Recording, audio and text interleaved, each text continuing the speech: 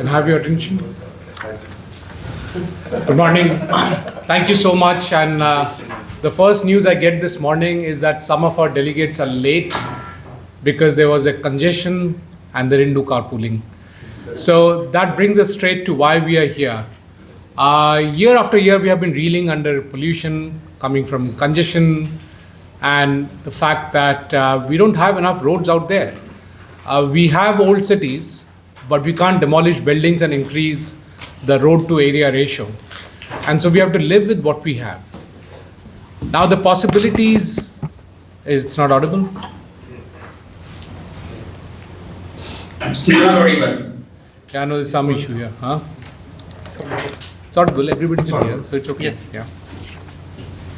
So what are the attempts that have been made to allow more people to traverse through the same roads? We've had a fantastic metro infrastructure. We have had flyovers. We have had many other such infrastructure, including double-decker buses, which will be introduced soon. However, that's still not solving the problem.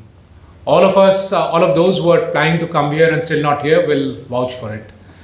And therefore, there needs to be other incremental ways of solving this problem. Carpooling fits in very well. It's an obvious solution.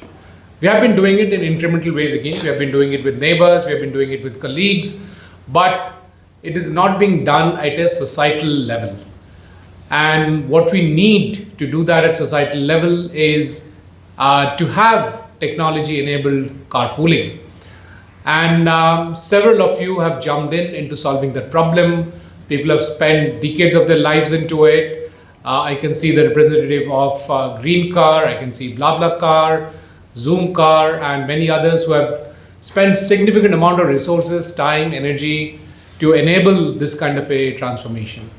Now, the other reason why a nation like India needs carpooling is because, as we were discussing just before this roundtable started, is that cars typically have 1 to 2 people sitting in it, which is on average maybe 1.5 person per car sitting. Now, if you can increase it by even one more, so it's 2.5 people sitting in a car on an average, imagine the amount of savings we'll have in import of oil. We have a significant amount of imports. Our number one imports is oil. If you can reduce that, because bulk of the refined oil consumption is on vehicular traffic. And within that, 80% of that is on highways. So if you can somehow get vehicles reduced in terms of their fuel consumption, hydrocarbon consumption, not only are we saving the climate, we're also saving precious foreign exchange, which also has an impact on our balance of payments. And then there are other dimensions to carpooling. Why can't we have carpooling in rural areas? And which is actually happening. Why is that important? Because public transportation hasn't reached rural areas. We still don't have trains going everywhere. We don't have buses going everywhere. And whatever buses available are overcrowded, not reachable, with weird timings, which doesn't suit everybody. And so imagine a solution which magically helps you move from your doorstep to your destination doorstep in another city. And that's what a simple solution like carpooling does. So why isn't carpooling moving forward? In fact, there are other suggestions to carpooling that we have heard over a period of time. Why can't we have tractor pooling? Why can't we have pooling of resources in rural areas? And it's the same asset that we're talking about.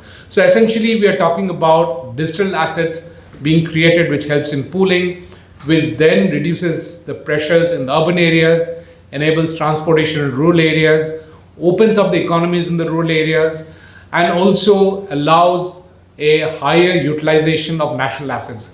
Every car, which is even if it's a private car, it's still a national asset. Why can't more people use that asset? And therefore, the asset utilization rate goes up very, very significantly.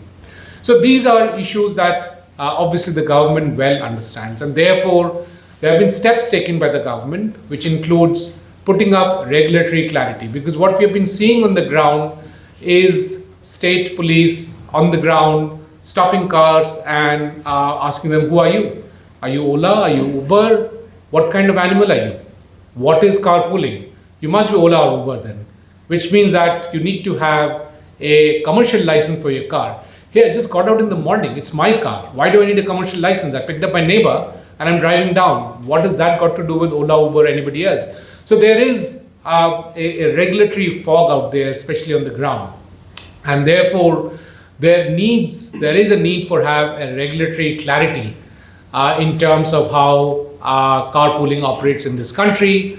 And hence, one of the things that many of the state governments are taking up with great alacrity is providing that regulatory clarity. Now, when the regulatory clarity starts coming in, there obviously are pushes and pulls. And we are meeting today to essentially discuss how we can provide clarity to carpooling in a way that it leads to more startups coming in, it leads to pooling of other resources, and it is distinguished from commercial activities such as commercial cars and commercial buses and so on and so forth. How can a social activity be scaled up, especially when there is very little commercial incentive to it? Many of the startups here will vouch for it. They're starting up because they had a passion to fix the city. And therefore, how do we get more such passionate people to put their energies into solving this problem where the regulatory clarity is a must? And there are issues that come in where to provide regulatory clarity, some of the state regulations are saying that, well, not more than 50% of the cost of travel can be recovered. Now, if we really want to promote carpooling, and if I'm driving from Delhi to Agra and taking somebody along, well, I might want to recover 100% of the cost because I'm putting the effort of driving, and I'm putting the effort of picking up somebody, and I'm putting the effort of cleaning up the car and the maintenance of the car. So there's nothing really wrong in getting 100%. Now, more than 100%, it's wrong. So we must ensure that drivers don't get more than 100% because then that becomes commercial. Then there needs to be a tax to be paid. Then there needs to be a commercial license to be given. But if I'm just recovering 100%, I think that's incentivization, that's motivation. And maybe I'm wrong, which is why we have found some of the finest brains over here to on carpooling to discuss what is right, what is wrong, what are the repercussions. And there are myriad other such issues which this report that we are launching today delves into.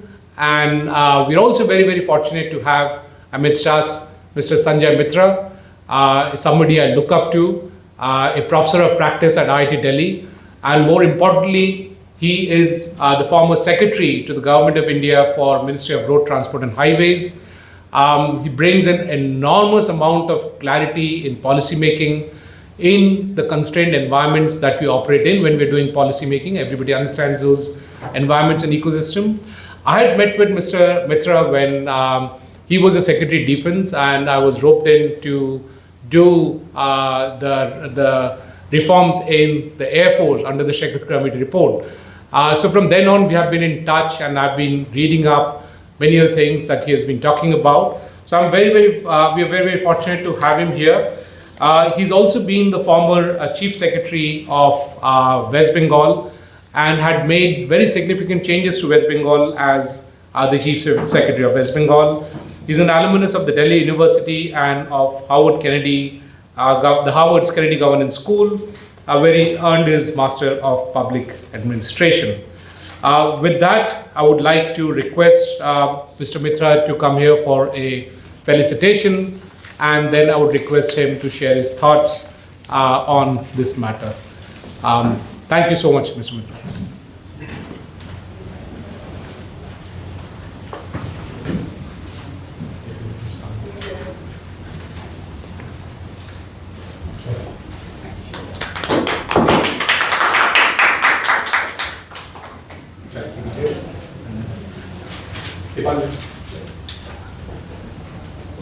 This represents a chariot where Krishna is I wouldn't say carpooling Arjuna, but they're pulling the vehicle and giving him the rationale for why something needs to be done, why a policy needs to be conducted. They certainly shared the cost. They shared the cost, yeah. At the end of the day, they bore the cost, yeah. Thank you so much, sir. Okay. Thank you, Joyji. I'm so glad to be here and we meet again, Professor. I think Joyji has been very unduly impacted by his interaction with the government. I didn't expect a gathering of younger people to actually provide bouquets and things like that, which normally associated with government functions. And also mementos, I think, are from his association with the Defense Ministry, which is very well known for providing very mysterious memento. This is a good one. Thank you. It's a pleasure to be here, to be present at this occasion of the launch of this report. I really enjoyed reading the report. It's very clear and very well written, and it defines the issues, sets out a roadmap. So since I teach public policy, I would have no shame in admitting that this is going into my next lecture session as an example to be taught to young minds. Thank you, Georgie, and your organization. I must compliment C-DEP, which has come a long way over the last decade or so in developing itself as a thoughts kind of body, which provides ideas to government for reforms across sectors. I'm sure the hardest task he's faced was to try and reform the defense ministry. And well, he didn't do too badly there because he was with a forward-looking organization, the Air Force. And so there he did a good job. But I wish him all the best in your coming years to engage across various sectors. To get back to this idea of carpooling, frankly, it had not occurred to me that it could be such a big thing. Really, let me be frank. I always thought it was some kind of a one-off thing engaged between two people who know each other very well and who happen to be going in the same direction. But that it can be structured and that it can be brought to bear across a much larger population. I'm grateful to you, Georgie, for actually educating me, because I have thought that, okay, what's so great about carpooling? I have a car, I want to go to Dehradun, I pick up Jeet from his house and we go there. I may or may not charge him, I'm happy for his company, but it's actually quite a revelation to me that this can be thought of and structured in this manner. I was looking at the Maharashtra regulator guidelines, aggregator guidelines, and impressive set of guidelines, and there are some points there which you can contest with the governments. But please remember that this is still very nascent days for the whole idea of aggregator and carpooling. People are still struggling with the ideas of aggregator. And carpooling is one step forward, one conceptual step forward. So I don't know how quickly or how effectively you can make a policy different, but at least the document should be out in public domain, including the results of this deliberation, for people to take a view, for people to take a reasoned view in how to progress. Because I do agree that the licensing conditions for aggregators and carpoolers need to be different. They're different animals. But from a governance point of view, if you are the more transport commissioner, it's very hard to distinguish between the two. Very hard. And government don't like to forego taxes. I really don't care how much money you are saving each other if I were in the government, but I'd be very worried if I even lose 1 rupee. So that is something which I've come across again and again in my career as a civil servant and now as a teacher. It's people are worried about, this is administratively a problem for the transport department. If assembly here can I give some idea of how it can be actually, how transport department can actually distinguish between a genuine carpooler and a free rider in the system who's actually not a carpooler. This concept of loss of revenue maybe go away. That is, in my opinion, the biggest thing that will hold back carpooling. I'm very glad to see Sharif here, and we've been colleagues for a long time. So this is my first idea. And the second idea that I would like to think about is how to extend it to some of the rural points that you mentioned, Ratlam and Kech and things like that. How do you provide connectivity between two small towns or between a town and a village? Then maybe the concept of drop-off riders will arise, that you need to drop guys off, and then you have concept of how much fare you're going to charge them. Because I am going from point A to point B and all of us are on the same destination, then maybe sharing is easier, right? But if on my way to the marketplace or go to the town, I probably need to be dropped off at various. Am I making myself clear? Absolutely. Am I making sense? Yeah, absolutely. So glad that you go from step to step. There's a question of ride sharing. Cost sharing will become very important, and then has to be a mechanism, because people will say I'm going from point A to point B and I want to get dropped off at point B dash, which is 50 kilometers. Why should I pay the whole fare? So these are something that you need to think about. They're not insurmountable, but some thought has to be given and some structure proposed to the government, so that they also can apply their minds and think about it and take it through the political process and get a decision. And So this is, on the whole, I think, a very forward-looking report, and I think we all need to sit together and think about it. And revenue is a big issue for the government. The other one is safety. For the aggregators, the safety thing is more or less now clearer, because they have physical offices. So if you have a carpooling aggregator, he or she will have to have a physical office and not centrally located. I saw the recommendation that you're looking for a central one office to handle carpooling. That's not going to happen. Transport is a state subject. Security and safety is a state issue. It's going to be state-wise. And believe me, it's better to play state-wise than to play central. Because if you have a big roadblock here, that means everything is stopped. Whereas if you are playing on 15 different fields, maybe 5 will work, maybe 10 won't work. Sharif does this thing all day long. He interacts with various state governments when he works, where he works. And it's easier to deal with the state government because state governments differ widely. And so that's my 2 rupees worth of intervention here. And see, really, rural area, how to pool, what kind of vehicles would you like to pool, who would pool, how would you share cost of intermediate steps, are some of the issues that you would think of. Physical office of the aggregator carpooling, absolutely there will be no discussion on this. If I were a state government, I said, show me the physical office, so that I can go and arrest the CEO if the need arises.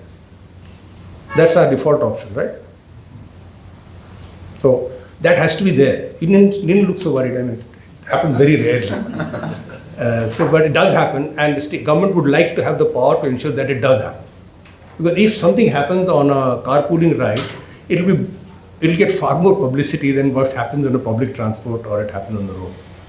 So I leave you with these thoughts, and I'm happy to be a part of the deliberation and listen to you. And I'm sure it will be a productive discussion. Again, I wish to thank C-DEP for this initiative, and hope that we'll get something sensible coming out of this deliberation today. Thank you. Thank you.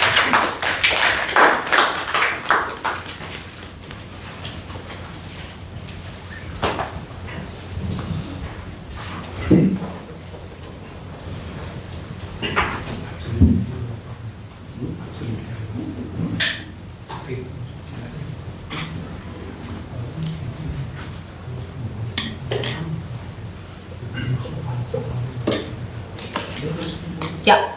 So thank you, Sanjay sir. Thank you, Jayjeet sir, for Sanjay sir specifically for giving us a perspective on how the government would actually, would want to take this forward, and what are the challenges that we might face, and what are the resolutions that we would have to look forward to. But yes, let's discuss these in detail in our roundtable discussion as well. One second, I'm just sharing my screen.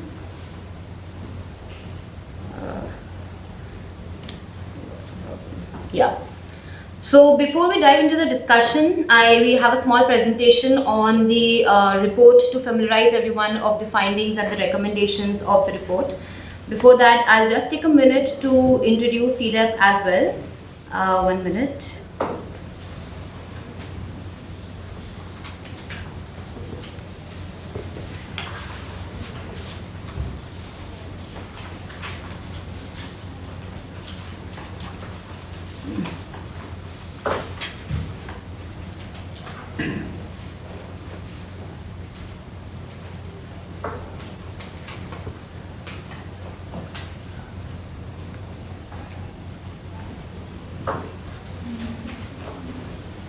Sorry, there's some... Did you help on this?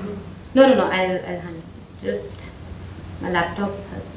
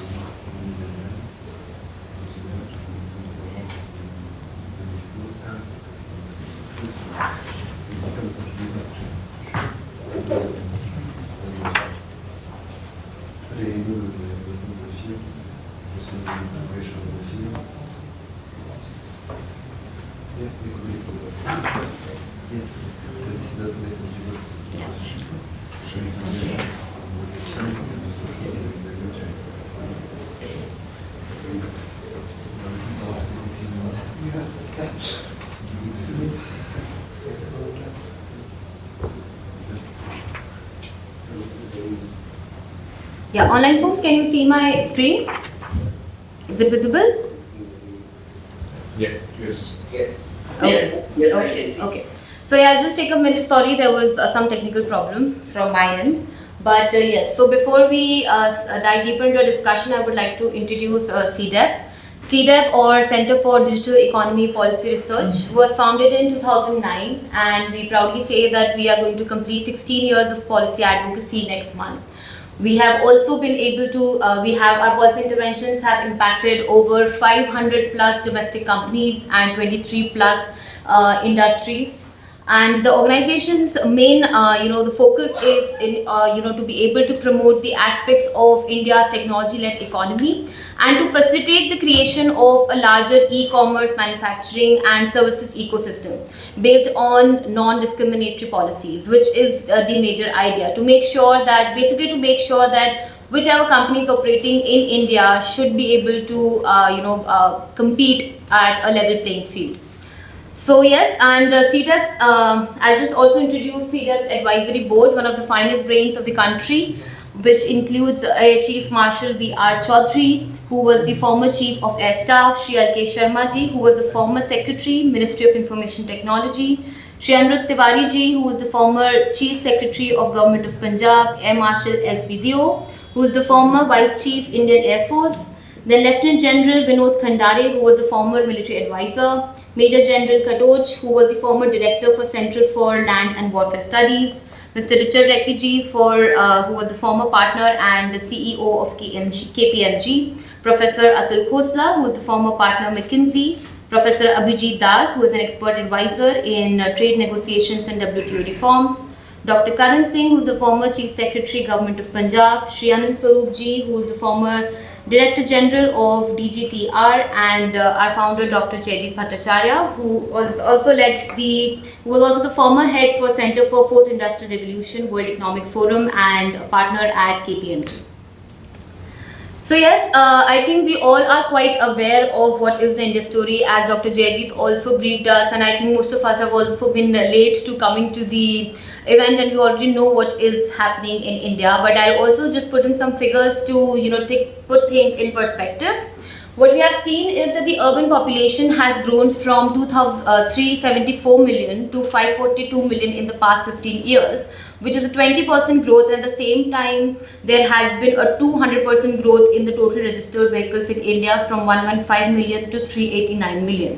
What we are seeing is here is that the vehicle growth is anyways outpacing the urban capacity, even though with the PM Gati Shakti and other infrastructure services, infrastructure projects being taken up, we are still facing issues of pollution and congestion. Now, when it comes to the pollution challenge in India, the average AQI in North India is around 210 to 230, and it usually, as you all know, crosses 350 during the winter months. And among the 30 most polluted cities globally, 19 are in India, which again highlights the severity of the problem. Then in 2023, the average PM2.5 concentration in India was 11 times that of what is recommended by WHO, and a report by Dalberg Advisors estimates that Indian businesses have to really put on the cost of $95 billion due to pollution issues, which is basically their employees not able to come to office because of pollution related problems. So, and also if we see, the road transport accounts for 92% of the transport energy demand in India, and 95% of this is met by petrol and diesel. Even though right now we are transitioning to electric, and there has also been a push for mixing ethanol, but we do see that currently this is like a big number of 92% being taken up by transportation, 95% of it coming from petrol and diesel. Then coming to the congestion problem in India, the Indian cities have seen a dramatic increase. This is specifically for Bangalore, where the average daily congestion has rose from 465 to 1638 kilometers. And this is for all over India, coming from the TomTom index, which is that the vehicle's average speed has dropped from 25 kilometers to 18.4 kilometers within a year. This actually put things in perspective that the cost of congestion is which has been calculated by IIM Calcutta. It shows that it amounts to around 0.5% of the nominal GDP. It's coming from the time lost, the fuel wastage, and the increased emissions coming because of the vehicles on road. Then third issue majorly comes from the economics behind you traveling alone from, say, Delhi to Gurgaon. Now here, for example, let's take a 300-kilometer case where we are traveling from Lucknow to Varanasi, and we see that the fuel cost is around 4.75 per kilometer. The toll comes to 1 kilometer, and these are on the lower side. For example, if you're using a premium expressway, it would usually cost you around 3 to 4 kilometers. 3 to 4 rupees per kilometer.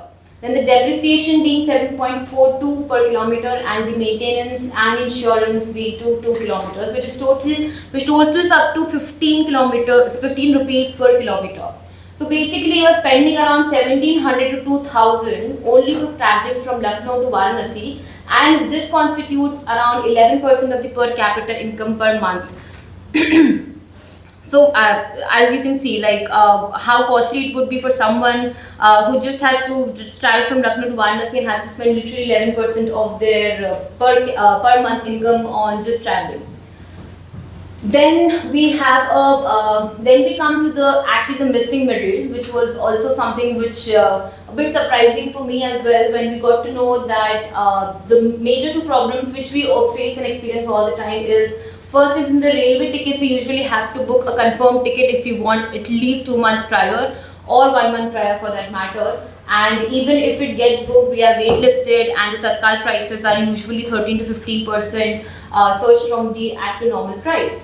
Similarly, in the buses, if we see, the state bus services are usually not that recurring. For example, if I have to leave in half an hour or 1 hour, I'm not even sure if I'll get a bus for that matter. And secondly, the private buses don't go to most of the rural areas, and even if they are quite costly for, say, a person traveling from a village or peri-urban or rural area to a city. So that's that. Now, hence that's why we think that carpooling is a good solution when it comes to reduction of pollution, congestion, and to be able to fill in that missing middle of 30 to 500 kilometers that we are looking at. Now, what is carpooling and what it isn't is a very important thing to look at, because we have also another version of it, which is ride pooling. As Sanjay sir was rightly saying, that it is right now very difficult to even differentiate between what are different kind of aggregators, because there are so many models coming up that you can't even say that every business model falls under aggregator. So that's another issue to take up. But if we strictly see from services perspective, we have carpooling, ride pooling, and ride hailing. This is coming from also our stakeholder consultations, where this is a major confusion. But when we see carpooling, it's a non-commercial activity, like we already know, where you or me is just taking their neighbors or just taking their colleague from one place to the other, where you might be going, which is basically you're sharing the same route. However, ride pooling, for example, an Uber would be providing a ride pooling where coincidentally multiple people book the ride to a similar direction, and hence they merge all these rides, and they ask the also user if they want to ride pool for that matter. There are multiple drops. Whereas ride hailing is a solo thing where you can hire and reward as a strictly for your solo travel.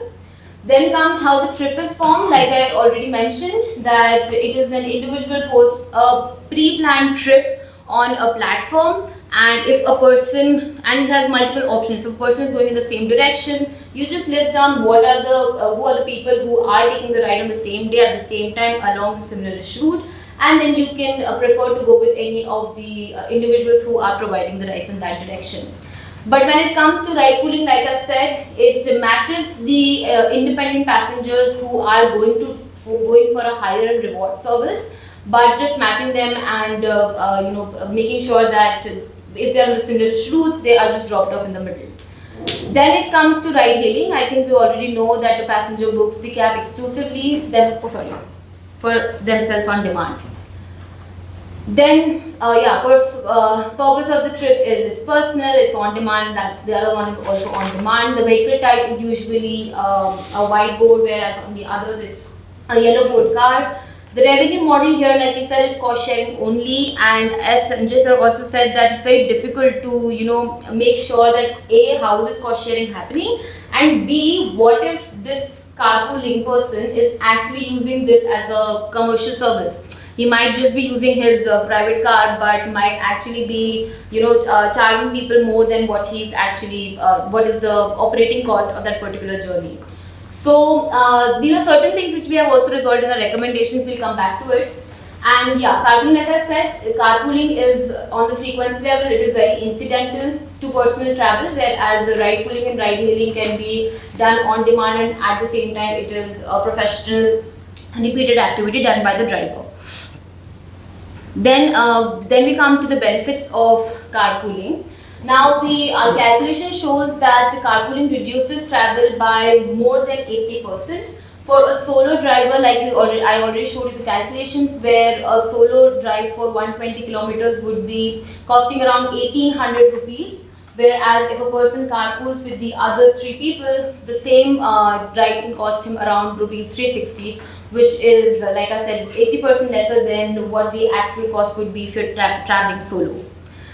Second is the reduction in pollution. This is again a study by Dalberg, where it says that where around 22% reduction can be seen per capita emissions just by increasing the vehicle occupancy from 1.5 to 2.5 on an average, the vehicle occupancy of the vehicle occupancy. And in the fiscal year 2025-26, we spent around $80.9 billion on crude oil imports. So just if we switch from 1.5 to 2.5 as an average vehicle occupancy, we would be saving around 380 million liters of fuel annually, which would then also translate into $169 million of forest saved annually.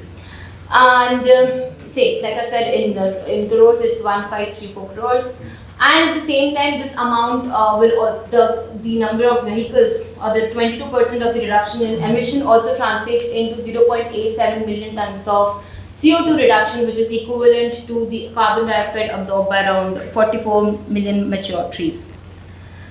Similarly, I think we already discussed, this is a case study of Delhi-Gurgaon, where usually on the Delhi-Gurgaon expressway, around 3 lakh vehicles travel every day. And if we just 20% of these people shift to carpooling, they could be easy removal of around 60,000 vehicles daily. And that's a big number, given that this will reduce, like I already mentioned, this would reduce the idle waiting time. This would also reduce the congestion in the city, and at the same time would also increase the driving speed per hour. Now we took some 2 to 3 case studies on how does carpooling help in rural connectivity. First was Jhalawar Gehun Kheri. Gehun Kheri is a village in Jhalawar district, and according to the census, its population is around 3,000. They lack both a railway station and a direct bus service to Jhalawar. And the villagers have to travel daily for employment, education and healthcare. And even to catch a bus, they have to travel for, they have to walk for another 5 kilometers to be able to reach Jhalawar. Hence, we believe that carpooling is a great solution in this scenario, where it would only cost rupees 135 per person if 3 people are pooling from say Gehun Kheri to Jhalawar. The second case study was of Khurja, Noida. The Khurja is a small town near Noida, which is around 80 kilometers away. And usually here a lot of artisans stay who make ceramics and sell it to the marketplaces in Noida. However, the train ticket in this area is around, to travel from Purja to Greater Noida, is around 195 rupees, and the state bus costs around 145 rupees. Usually the state buses are overcrowded, and at the same time train tickets are, like I already mentioned, train tickets are also under wait list for the longest time. Whereas carpooling is a great option if one has to go from Purja to Greater Noida, given that they would also have a lot of their ceramic stuff which they would want to handle delicately, and it would be a great option to not go from to go by carpooling for that matter. Then last is the Maharashtra success story. We during the study we also reviewed some of the industry data, and on the basis of that we found out that a particular app recorded over 1.9 million confirmed passengers, carpooling passengers who were traveling to the rural to urban areas, urban to urban and intra-district routes. There were 5 major corridors which are in Maharashtra, which cover around 54% of this 1.9 million confirmed passengers, which includes Pune to Nasik, Pune to Ahmednagar, Pune to Thane, Pune to Mumbai, and Pune to Kolhapur. And on an average, they usually spend around rupees 2.33 per kilometer, which helps an individual save around 5 rupees per kilometer for the same route. So yeah, Dr. Jayji, would you come chip in on the for the regulatory challenges? Yeah.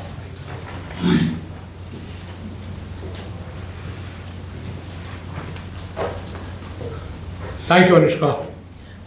I think she did a very good job of covering why we need carpooling, and that's what's covered in the report itself, which will release right after this presentation. So the regulatory challenges, some of which I hinted in the welcome note, is that carpooling adoption in India remains low. We have got the most polluted cities, the most number of polluted cities, and if you look at the statistics of air pollution, it largely blames vehicular traffic. Now, it may not be the most significant villain or the most important villain, but it's one of the villains for sure. And so, can we solve it by carpooling? The second is commercial taxi drivers misuse carpooling platforms for profit. Again, Mr. Sanjay Mitra focused on that. It is important for the state governments who are responsible for transportation to ensure that no such misuse of the regulations happen. However, on the ground, there is rampant misuse happening, and therefore, that's a regulatory challenge. Existing draft regulations of carpooling cap the cost sharing to 50%, disincentivizing carpooling users. So, if I'm a driver, I may charge nothing because I'm just happy with the company that I get, or I might even want to charge 100% of the cost. That flexibility should be given to people. And as long as they're not making money out of it. And therefore, 50% doesn't have a rationale behind it. Our concern is once there is one regulation, that's what rest of the states will follow, because state governments follow precedents. And therefore, we believe that that needs to be re-looked at. Then state and district level licensing requirements create compliance barriers for a non-commercial activity like carpooling. As I was explaining to Mr. Mitra, there are a number of cases where people travel from one state to another. My example of going from Delhi to Agra, then does it mean that I need to be registered in Delhi and registered in Uttar Pradesh? And that's complex for a regular civilian driver because we're not commercial. I just decided to go out and I'm picking up somebody. Being registered in multiple states becomes a problem. Can there be some way of having a centralized regulation, a centralized registration for the drivers? For officers, Mr. Mitra mentioned that that's important that the players have, at least the platforms have offices in multiple states for various reasons. But for the driver, perhaps, can we have a centralized registration? For example, I can use my Delhi driving license to drive anywhere in this country. And so can we have something similar for carpooling? User concerns around safety limiting the growth of carpooling. Some of us are hesitant to get into a stranger's car. A neighbor's car is different. We know the neighbor. But if it's a stranger's car that is involved, many of the state governments have expressed their concerns on it. And finally, overbearing regulations on volunteering drivers. The driver must do this, my driver must do that, must have insurance for this, that, and so on and so forth. Now, a driver is a regular driver. If I'm able to drive my car on a daily basis without these overbearing requirements, what changes when I'm carrying somebody along with me? And I think that rationality and balance of regulation is important. So some of the recommendation that's coming out of the study and is captured in the report is, number one, obviously a separate carpooling regulation, creation of a dedicated legal category for carpooling intermediaries. That clarity is important. Otherwise, there is confusion as to what is carpooling. In fact, Anushka showed this slide of 3 different things: carpooling, ride pooling, and then ride sharing. They're different categories. Now, for a police constable on the road, it's complex. What is what? So we need to bring in that clarity through regulatory interventions. Allow 100% cost sharing. We have already discussed that. I'll move forward. Single window registration. A single national registration process for the drivers. For the apps, again, can there be a single national registration process and no add-on passenger insurance for carpoolers? If I'm allowed to drive my car without an add-on insurance, well, that should be allowed even when I'm carrying somebody, because if I'm getting into a car as a passenger, I should cover my own insurance. Why should the driver be covering that insurance? And let's say they cover it, then is that cost being shared? So there's an additional cost being borne, but is that cost being shared? Is that cost being calculated? So it leads to a heavier regulation that is needed. And the flavor of the month is light touch regulation. So let's follow that and have a light touch regulation. Let's not overcomplicate matters. Boost safety standards, implement trust and background checks. The regulations do say so, and we need to ensure that it is done in the right manner so that it is adopted without too much of heavy-handedness. Avoid duplicate driver certification requirements. Again, as I mentioned, there are overbearing set of regulations being put on the drivers. These are not commercial drivers. This is you and me driving. And therefore, why should we subject ourselves to so much of certifications, driving, and so on and so forth? We're allowed to drive any which way, so why can't we drive when we have another person with us? So that's really the background to these requirements, because some of these regulations have been crafted by copying from aggregator regulations. And that is why the DNA of those regulations reflect the aggregator regulations. These are 2 different things completely. And finally, promote carpooling. Can we have more startups? Can we give some promotions for new people coming in with new kinds of carpooling, and so on and so forth? So those are the policy recommendations that have been captured in this report. With that, thank you for your attention, and we will release the report. I'll request our chief guest, Sri Sanjay Mitra, to come over here. I would also request Rajiv and sorry, I'm not good with names and I somehow didn't carry the cards. The Zoom card representative, the CEO. Sir, please hold here. Adrian, mind you come over? And how many more copies do we have? No, we have. Okay. And maybe the lady there and the lady from, yeah, please come. Pardon me for my not being able to remember names. That comes with age.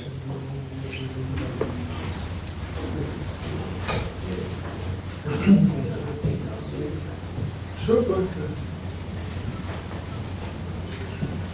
Anushka, John. Akira.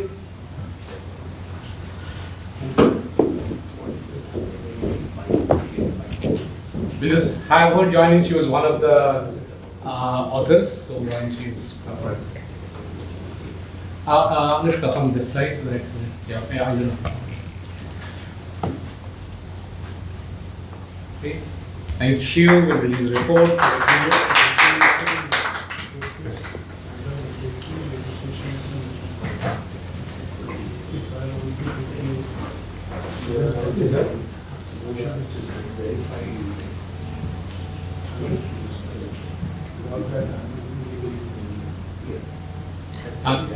Thank you, sir.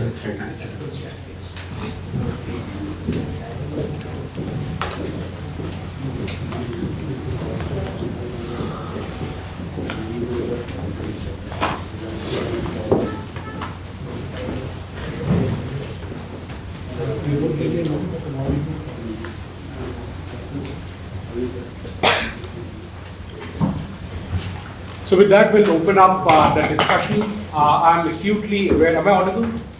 I'm audible now. Yeah. I'm acutely aware that Mr. Sanjay Mitra has other commitments, so I'll request him to be here as long as you can.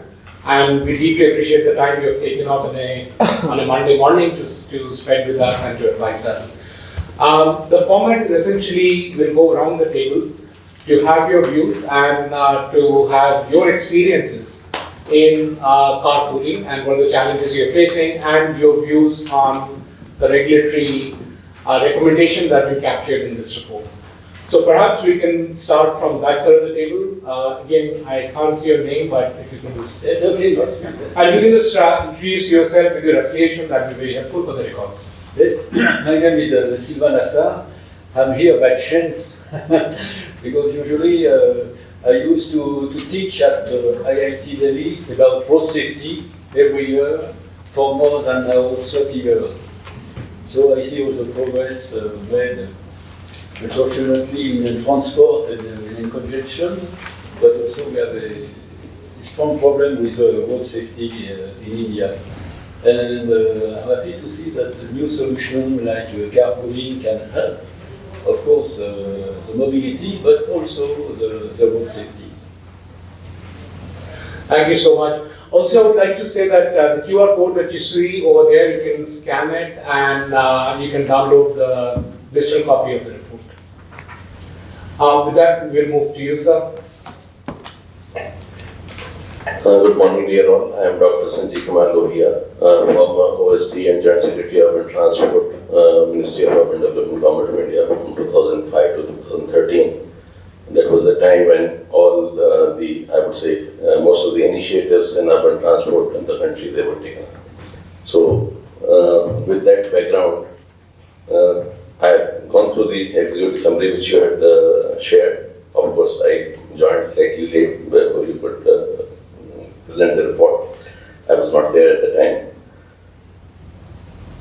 The issues, when we were trying to transform urban transport from Ministry of Urban Development, so at that time, the Ministry of Urban Development did not have any mandate per se because the Motor Vehicle Act is administered by the Ministry of Road Transport and Highways, Mr. Sanjay Mitra is here. So, it was told that urban transport is a state subject. So factual position is urban transport is not even a subject because the Constitution does not define it. I always used to say it is constitutional and institutional organ in the country. And that is what was then captured in the report on urban transport which was made by Mr. Rakesh Mohan, the National Transport Development Policy Committee. So that is the legal position as far as urban transport is concerned. Now coming to the Motor Vehicle Act and the regulatory issues, but still, I would say despite that legal position, despite that position in the Government of India, we were still able to drive all the urban transport reforms that you see in the country, including the latest one, which is the National Common Mobility Card, be it the National Transport taxis and auto rickshaws, the reciprocal common transport agreements. So all those things, they were driven at that time. So what is required, because some of the states, they have taken initiative for carpooling, despite the so-called regulatory changes, which we did, because ultimately everybody is governed by the Motor Vehicle Act, and the rules, etc., they are framed by the states. So, can we say that there is a regulatory ban? No. Because had there been a regulatory ban, the states would not have been able to do it.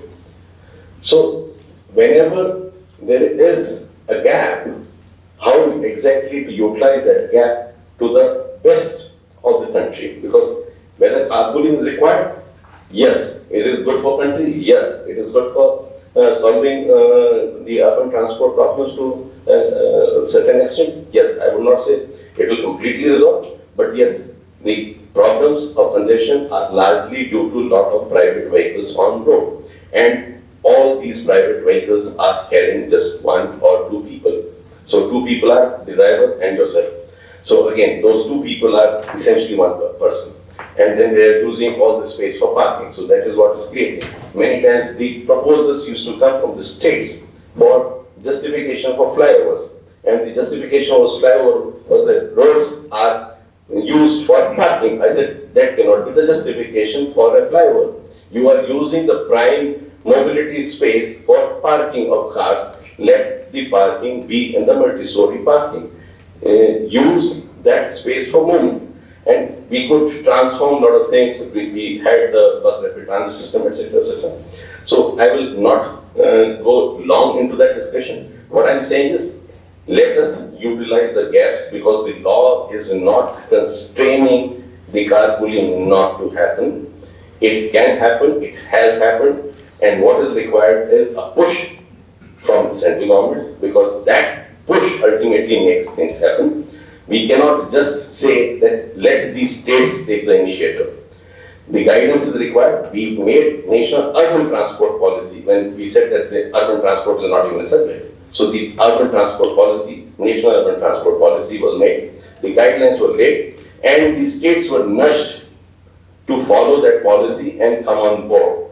When we had, I would say, the transit-oriented development, so when that was being pushed, I was told that no, it is not required, we have densities, etc. We made a national transit-oriented development policy.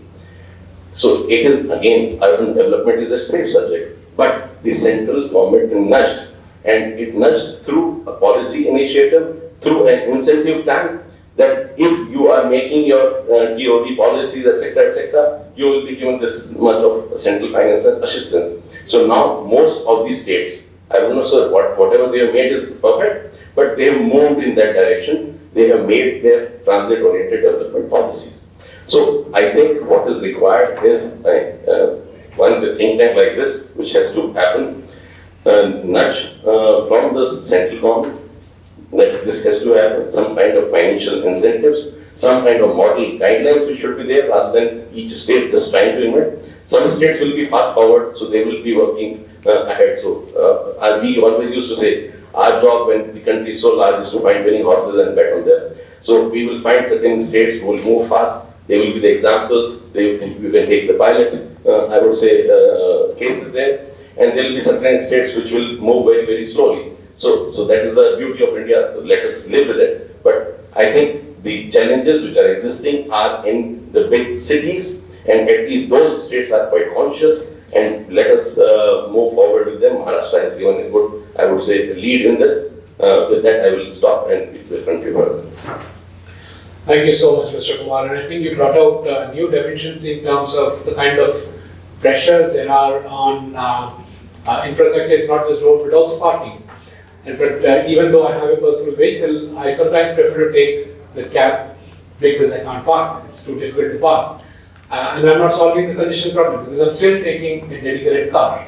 I think those are very important points you have pointed out. And the fact that nudge economics does work. So the central government's nudge does really help. Thank you for those pointers. Thank you so much. Sir, I want to add a point here. Yes, please. Why don't you put your entire interjection? If you can just start for the record with the name and affiliation, and if you can just share your views, please.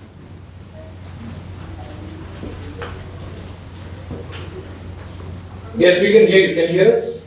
Yeah. So just want to add here is when we approach state government, state governments also expect the central government to define guidelines, and they want those guidelines to be followed. So a lot of time, we are restricted by state government till something gets added into more, or central government adds something into the guidelines, then. Right. Yeah. Absolutely. Is there anything else you would like to add in terms of your observations on the report? Or you would like to come back later?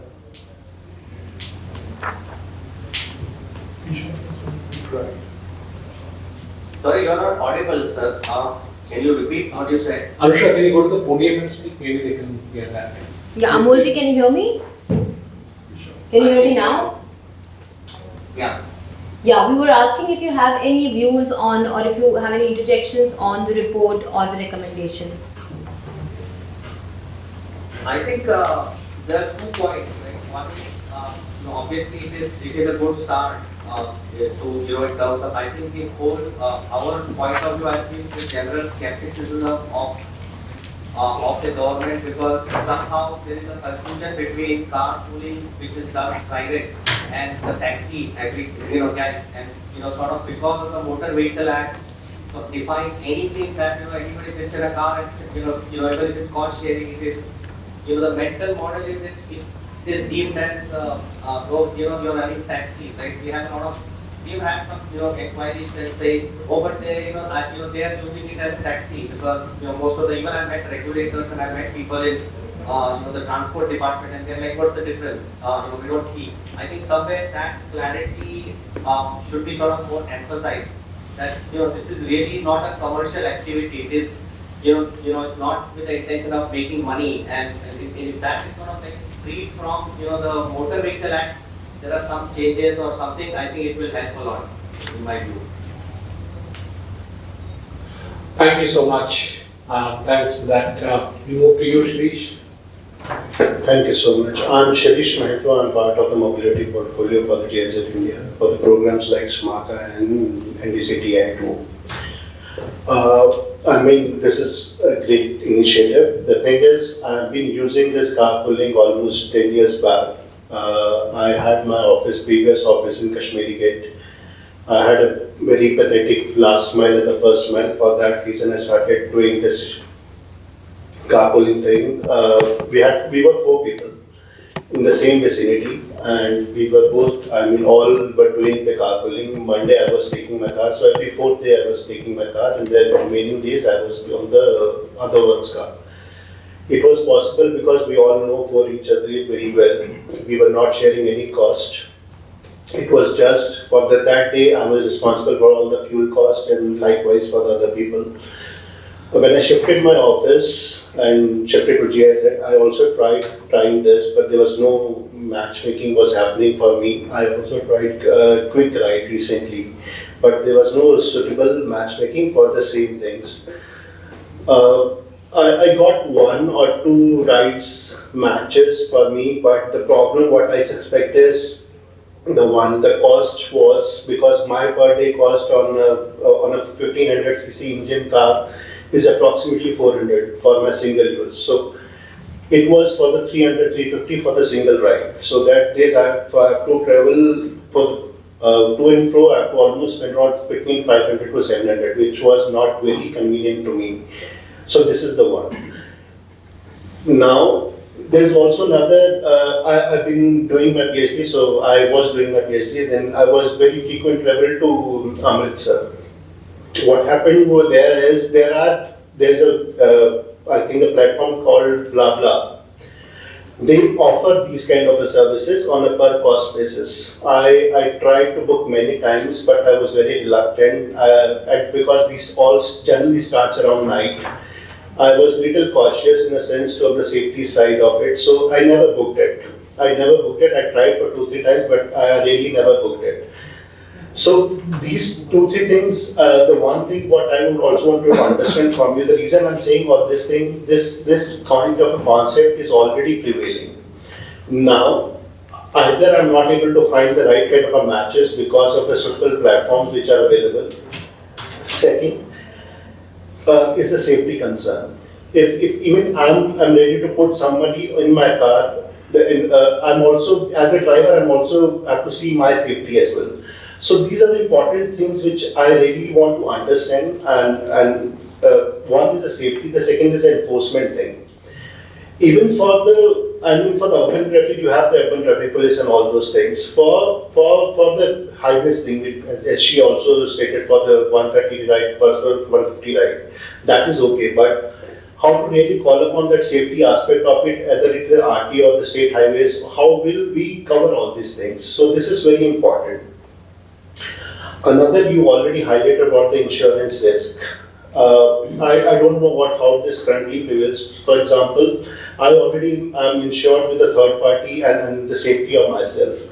But the one who is an independent new rider with me, how is he insured if something happens to me, or vice versa? If I'm driving with someone, what will happen to my expense or something happens to me? Then I really see the problem with respect to the platforms right now. I don't see any major platforms coming. We have a quick ride, but I'm sorry, but we are not able to find the suitable match most of the time because I live in the extreme Rohini side and my office is the central Delhi side. So the perfect match is not able to find out. So if there are any things we are also talking about because we have ONDC like open backend protocols and open platforms are there. Are we thinking of something like that as well to facilitate these kind of trips? And I also one thing I wanted to understand from you, what exactly is the national registration system you're talking about? Does that mean if I want to be a carpooling person, I may need to mandatorily register it there? This means I become the certified and I have all my credentials and everything there, and I can only do a carpooling with someone who is also verified there in the national registration system, something like that. So that it also brings some kind of a safety sense to me also. That a person who's traveling with me is not an unknown person. I can verify, check, and all the credentials to him. So these are the few things I would like to understand and put in case also there. No, wonderful to hear that because you're both a policy expert and a user of carpooling, so that brings in very incisive insights. I'll take the last question and answer that as to what we are proposing when we're saying centralized registration.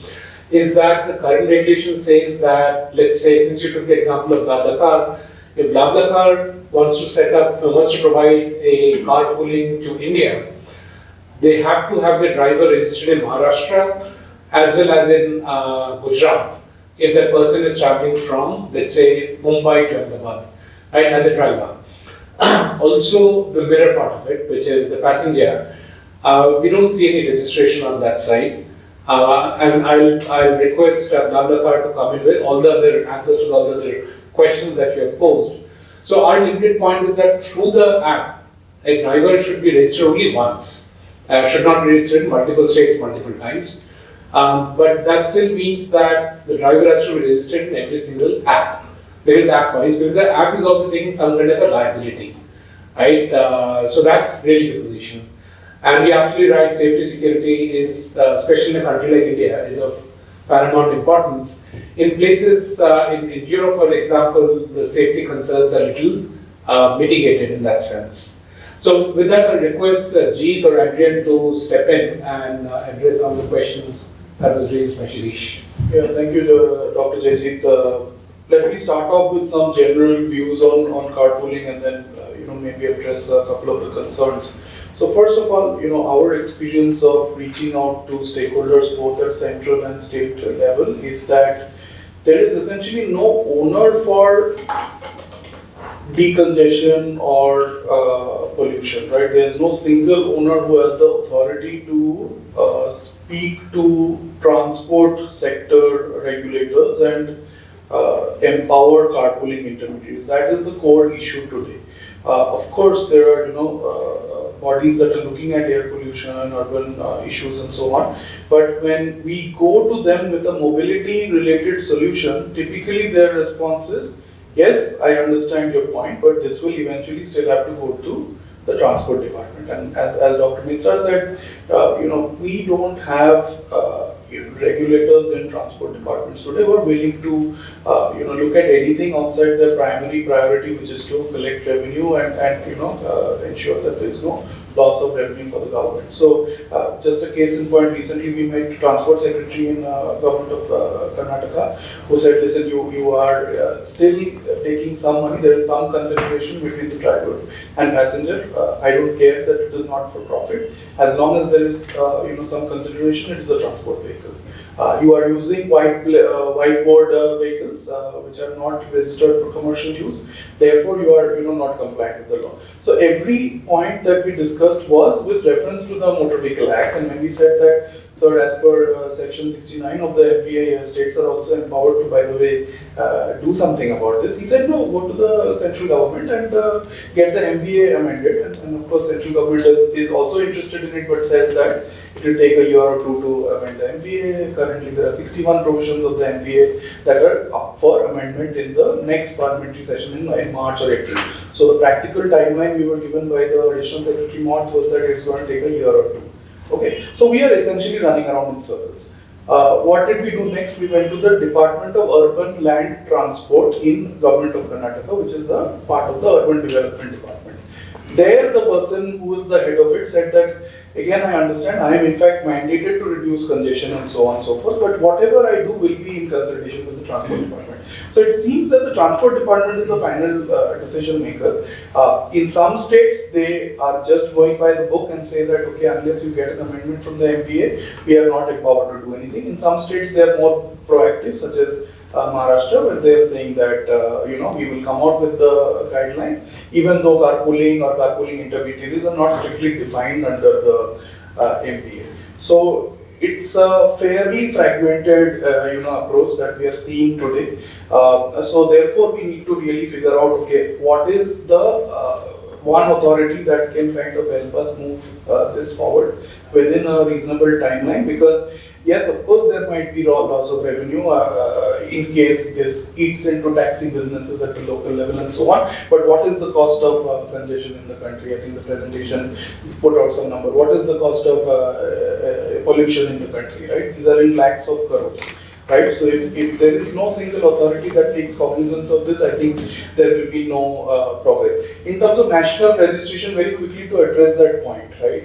I think a national registration already exists. It's called DigiLocker, right? You have authenticated, verified documents, including DL, including Aadhaar, already sitting in DigiLocker. All the applications need to do is actually integrate with DigiLocker and provide, that level of authentication, that we know who this guy is, we know their driving license details, and then, go from there. I think that would be a good starting point, as opposed to, including another compliance point for the person who is wanting to put out a car for carpooling, right? It would only further disincentivize them. And on safety, again, Shirish, I think different platforms have different approaches. But in our case, I think we are trying to make the application as feature-rich as possible in terms of what information do we have on the person, what is the car model being used, and also in the future we want to integrate with the person's maybe LinkedIn profile or some social media profile. So you can educate yourself about the person you're going to be riding with, and of course we have 24/7 helpline and all of that, right? But lots of ground to still cover in terms of safety, I agree, and we will be working with everyone around the table to kind of enable that. Did that cover questions you had, Sadiq? That was a very lively discussion. I'll move to Sharif for your interjections. Thank you so much. I think interesting conversation on carpooling, and congratulations on the report that has been made and the presentation that was made as well. So I think one biggest constraint as I see, and while doing research in this area, and also one of the instances while writing a book on clean mobility in India, this topic of carpooling came into the discussion. And I think it is there as part of the book as well. And one of the main challenges that came and comes across as a hurdle for implementation of carpooling or augmentation of carpooling services is primarily the Motor Vehicle Act, the term and the contract carriage that says that private vehicles, there should not be any financial transaction between the passenger and. So as soon as a financial transaction happens, it becomes a commercial operation. And therefore, it becomes challenging for the regulator and the transport department to give permission or work around a policy which supports carpooling. I think that's central to the discussion that's happening. But this contract carriage, when it was formulated, I think there have been several amendments as well. I think over the past 15 years, as we see in India particularly, is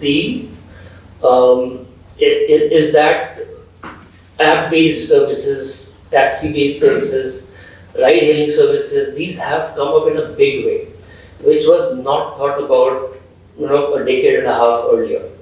So I think that we need to kind of then be very dynamic as to the changing requirements and considerations in the transport, urban mobility sector particularly.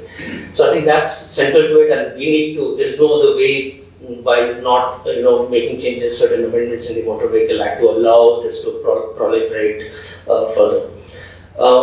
We also need to understand who are the main audience for this carpooling. As we see, it's primarily the salaried class who have very fixed bodies, very clear observation in terms of when and where they need to start and things like that. And that's when the carpooling and matchmaking start happening. So I think that would be about 4% of the total population, which is still a huge number that we see in the country. And then if you look at the benefits, and very well put in the presentation as well, the key, if you are aiming to make certain changes in the Motor Vehicle Act, I think two main things GTO also mentioned about the air pollution challenge, which is again a very new 10-year-old kind of problem that we are facing, and congestion. I think as we develop and have currently the number of cars per 1,000 people is about 32. If you're aiming the latest NITI Aayog report 2 weeks back projects about 300 cars per 1,000 population. I think if you're looking at 10 times increase in the population, Delhi itself has about 500 cars per 1,000 population. You see what's happening in Delhi. Just multiply it by 750 and 800 other cities that are coming up. It's going to be a massive problem. So I think congestion and air pollution are the key levers to push for this particular sector of carpooling in terms of a lever for decarbonizing transport sector, as we can say.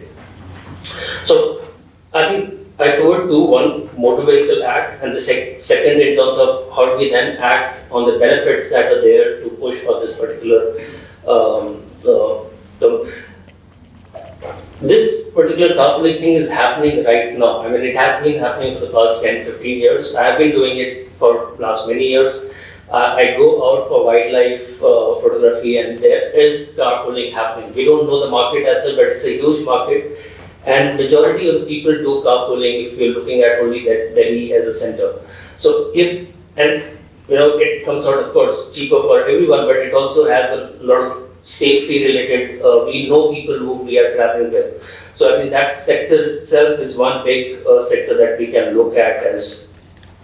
Now, if you are from Delhi, you will also observe carpooling happening in a very organized manner. If particularly on the Mehrauli Gurgaon road, where the white number plate Omni cars are used. Also in the Noida, Greater Noida route, where carpooling, and these are all informal, unorganized. From an outside view, it's unorganized, but it is very well organized within the ecosystem. But I think how do we then capture these examples, and which I think could also be added in the next version of this study, as to how do we then regulate this particular activity which is happening right now. I think your point in terms of which city and which agency, I think we have one answer to this. We don't have any other cities, but I think we have been interacting with the Commission on Air Quality Management, and we have had multiple discussions, including the Transport Department there in the room. If we can come up with and the report already does it, the benefit of carpooling in Delhi, NCR region, what it can do, what it has done in the odd even area as well. I think that would really kick in a lot of discussion within the regulatory ecosystem. C-DEP, as we all understand, it's a constitutional body. They can direct the Transport Department to come up with certain things, especially during the winter season when the air pollution problem comes into the picture. I think that's C-DEP could be your hero to pitch this particular carpooling service. Yeah, I think I've taken a lot of time, but I'll be happy to come back if there is anything further. Thank you for the opportunity. No, thank you, Sharif. In fact, we're toying with the idea of saying that perhaps at one of the GRAP levels, GRAP 2 or GRAP 3, carpooling should be made mandatory, but mandatory to whom? So we are trying to solve that problem and say that it should be made mandatory to corporates. Again, not all corporates are corporates, some are tiny. and therefore find out what are the qualifiers at which point in time one should actually put carpooling as mandatory. And it also solves one of the problems that Mr. Kumar mentioned, which is parking itself. The larger companies are facing a huge amount of problem trying to accommodate the parking of the cars that their employees bring in. So yes, CAQM, pollution, and that angle will definitely drive adoption. The other point that you mentioned was that the moment there is a transaction, it's commercial. Absolutely right, and that's the problem with a large set of transactions. Anything that's moving from informal to formal, gig to platform, is suddenly getting embroiled in a lot of regulations. And not that we have a challenge with the regulations, because there's a code that important. It's either helping the gig workers or it's helping the economy. But there is a problem, because something that was not happening that was happening without digital money being paid and without a platform was not taxed, did not attract any government attention and so on. But the fact that you move in and you try to help people at scale, then invites all kinds of holding back becomes a challenge. There is no straight answer to it, but I think that's an important point you came up with. Thank you. Can I just quickly add one more point? I think it's emerging right now in terms of the pricing of carpooling, the benchmarking of rates for carpooling. There has been TCO done in this study as well, but it only accounts for ICE vehicles, not for electric vehicle. And the dynamics will change entirely in terms of benefits or the transaction happening. I think that could be also looked into in future maybe, but yes, it's an interesting area to look at, because if you look at EV users, they're primarily, at least 80% of them are air pollution or environment sensitive community that's there. And they would be very well attuned to having or going for carpooling as well. So I think if we can look at EVs as one sector, so that will be a great study as well. Yeah, so it opens up a whole can of issues. I wouldn't use the word bombs, but issues. So we've had these discussions. From the government's perspective, the per kilometer cost of EV is maybe 2 rupees. But that's not the way you calculate the cost for EV, because you have to then look at depreciation rate much faster. That's simple to do because your cars are different. And depreciation for a 30 lakh rupee car is more than a depreciation for a 15 lakh rupee car. And when we are talking about carpooling, there's all kinds of cars. There's a Mercedes out there is a Brezza out there, and so on. So EV then opens up a completely new dimension. And therefore we are avoiding it for now because the number of cars are less, and for long distance, EVs are anyways not being used that extensively as of now. So we'll look into it when you cross the bridge at that point in time. The other thing also I wanted to point out, especially when Jeet was talking about a headmaster back, was I've been parts of discussion between the representatives of aggregated drivers, their unions, and governments. And the union's point of view is that anything which takes away their right should be stopped. The government's response was that they will stop the buses, you have to stop the trains, stop everything, because they're taking away the rights from your cars. So the government has been forward-looking, and this I'm talking about government of Maharashtra. It's a balanced viewpoint that technology has to move forward and society has to move forward, but keeping in mind the interest of all segments. It's a fine balance that one has to strike. Thank you. With that, we move to Rajiv, please. Yeah, thank you, Mr. Jajji, for the opportunity. So Green Car is on mission. We are a not-for-profit company. I think we are the first in the world to start this as a not-for-profit. Because what we see, billions of people, especially billions here, is inhaling poison. Slow poison. It takes up 2 to 3 years of life. When we talk about traffic, people talk about time loss on some AIT or AIs in this summit, but no one talks about a general person, time lost, property loss. Okay. So we are on a national mission. It's a national emergency. It's not something. So we're not in a valuation game, and we support everyone. Like, I get calls, I handle all calls, and I tell people to use BlaBlaCar because you will find better options in BlaBlaCar. When we talk about South, those are LinkedIn posts. said we use quick ride. So it's not only about giving rides, it's about permission. So when we talk about Viksit Bharat cannot become Viksit automatically. We have to work on the problems and give the solutions. There's a productivity loss. The numbers that you have shown in the report, I saw, sorry, but these are very, I think there's some mistake. It's just 1,600 crores to be said. It's very less. So my mission for 2026 is to move 80,000 cars. That will save 800 crores. एक गाड़ी average 1 lakh रुपए per month का खर्च करती है. मतलब 800 plus, I think there was some information there. So if this money will not go outside India, it will remain in India, it will help the GDP also. So when we talk about suggestions, we should have an association of carpooling companies, where we should have a central database where we can blacklist people who are using their personal car for commercial purpose. If there is some misadventure done by any person, let's blacklist them. So we should all need to come together for a solution. And we should restrict number of rides. So I spoke with JTG that we should not harm public transport, we should not harm cabs, because that's how they are earned.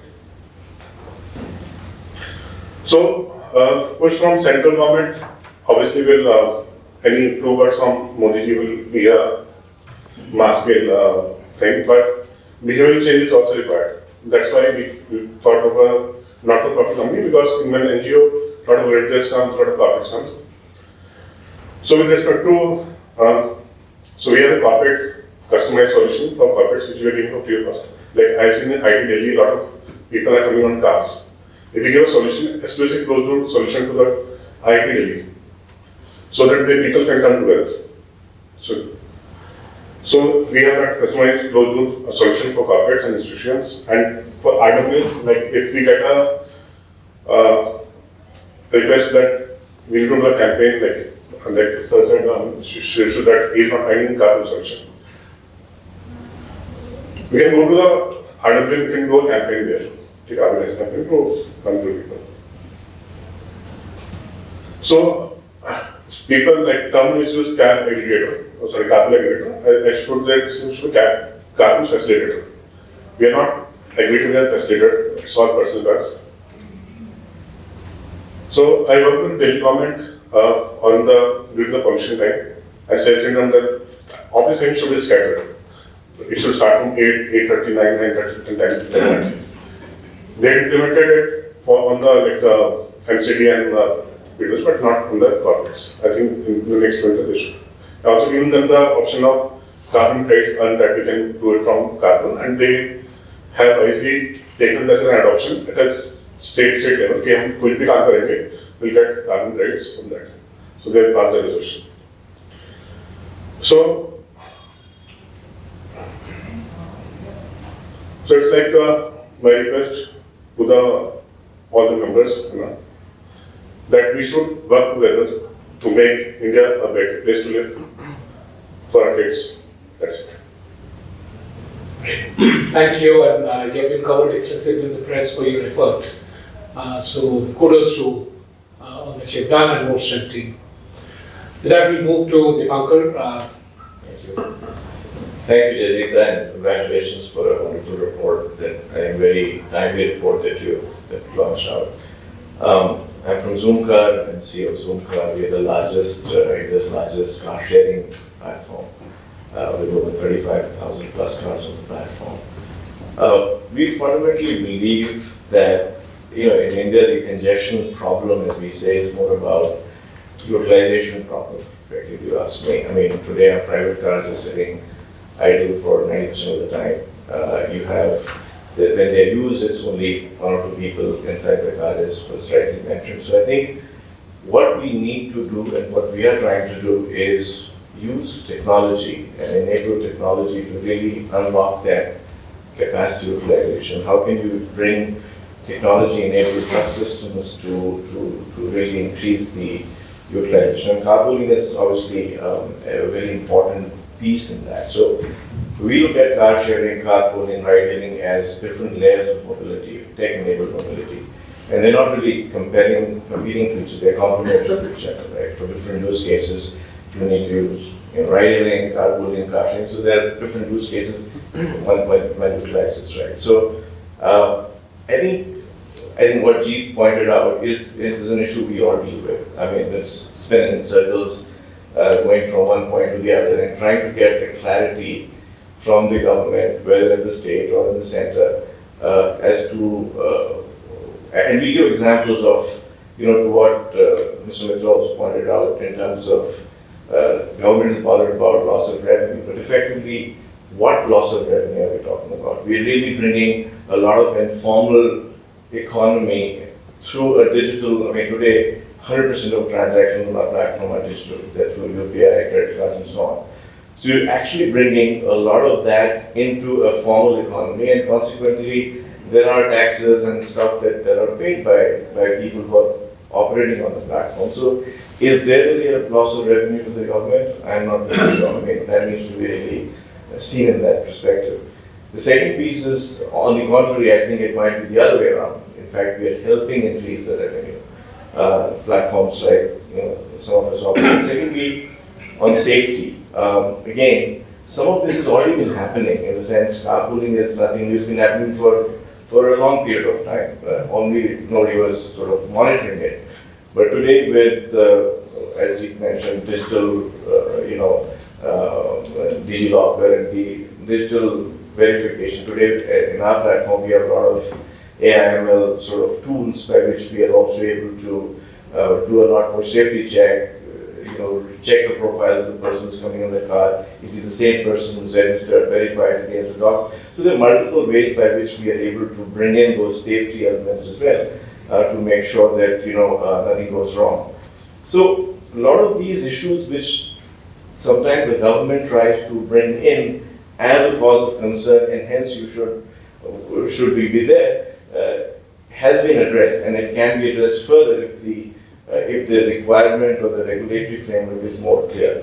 So we would continue to urge the government to, and through think tanks like yours, is that this is the need of the hour, it is the need of the country, and it is the need of the today, access-based ownership, access-based utilization is more important than ownership per se. We're seeing that trend in the younger demographic. They don't want to own a car all the time. They just want to use it based on their need. So it's more, they want to have an access to personal mobility, ride sharing, carpooling, whatever, and not necessarily owning the car all the time. You talk to any 20 to 25-year-old, and India is a young demographic, we're like 70% is under 35. So this is the need of the time, and the governments have to become more proactive and move in that direction. The only thing which is very optimistic from our point of view, and personally for me, is I had been involved in some of the discussions with the government back in the day when we were trying to get the aggregator framework into place. When Uber was Uber and was sort of coming into play in India.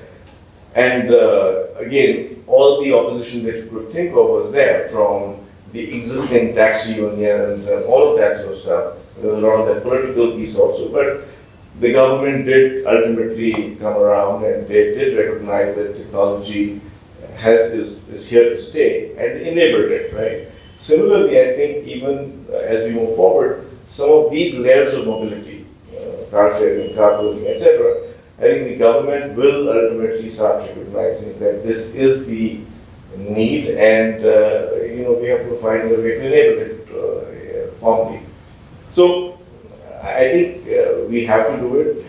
All I can just say from a enabler, technology enabling platforms is that some of the concerns which are raised as the top most concern, safety and revenue, I think can be very well addressed by the platforms, provided the right framework is built in place by, and we'd like to work with them in that sense. So thank you once again for really putting this report out, and hopefully this will get the government to move in the right direction.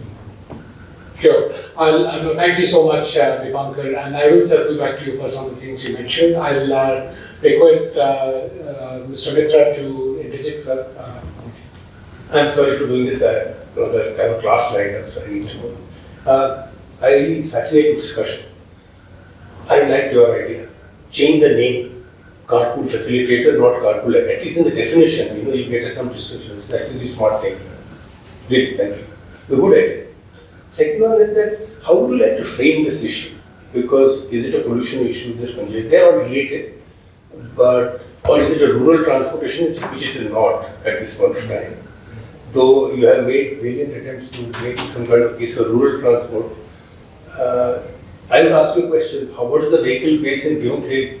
How many vehicles are there? What kind of vehicles are there? How frequently do they travel? Who travels on it? So let's forget about rural transportation at this point of time. Though it's a very attractive thing.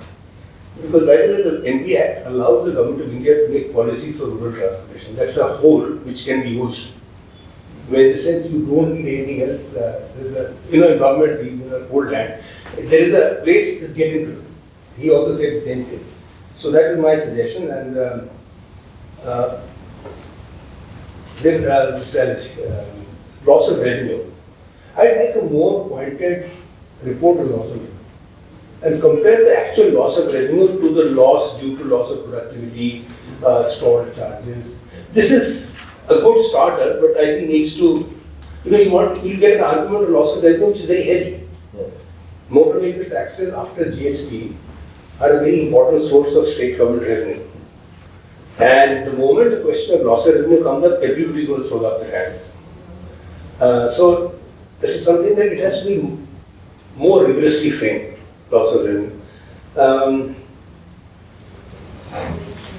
The Motor Vehicles Act actually is, as the Secretary, I tried to amend it in 2016, we put out the first amendments. It's finally finished in 24. There was one sticking point, just I can share with my younger people, colleagues here. Sticking point was whether during registration the vehicle will be registered at the premises of the car manufacturer or it will go to the office of the registration. Now, it makes sense. When you register a new vehicle, you register it at the premise of the vendor, which is what we had said. Next life simple, you go to that place, he registers on behalf of the government, takes the money, transmits to the government, which is now under electronic transmission is trivial. Or should it happen in the office of the motor vehicle inspector? There is an underlying dynamics here, which I did not spell out. So that held up for 5 years. That one clause. I didn't never occur to me when I was. That was income not going to the government but to other people. I was not comment.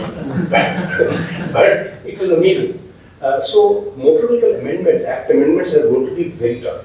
No matter who, whatever anybody says. And if there is a loss of revenue issue involved with it, it's going to get tougher. Because states will turn around and say, very easy for you to talk about pollution condition, I'm losing cash. So therefore, I think JLP needs far stronger work on and with the loss of revenue issue. And we also need a stronger thing on rural transport. I'm keen on rural transport. And rural transport in India is a mess from the safety point of view, from every point of view. If this initiative can actually help rural transport, if empaneling tractors, but tractors empaneled as transport vehicle and one tractor overturns. That the end of the minister politically who signed off on the order. Not to speak of the bureaucrats. So this is very dicey. But also in that, I think very productive discussion. I'd like this report to be made tougher and stronger and more persuasive. And so I wish you all the best. Who will pay for the panic button? Random question. 8,000 rupees. Who will pay for it?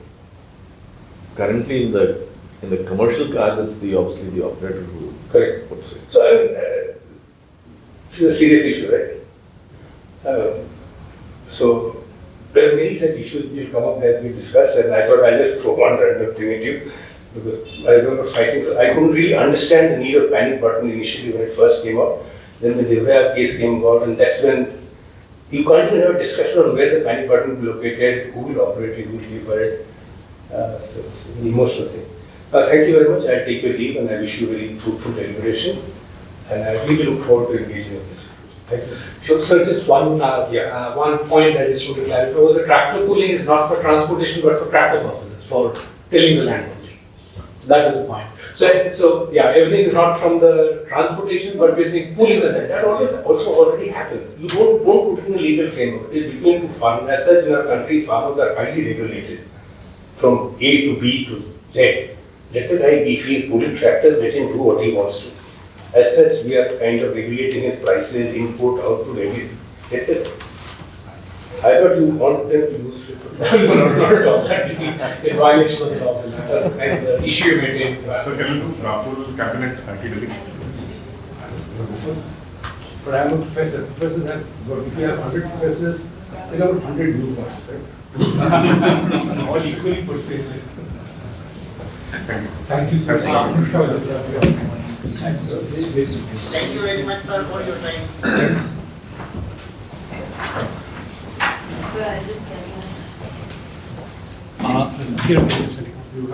हाँ जी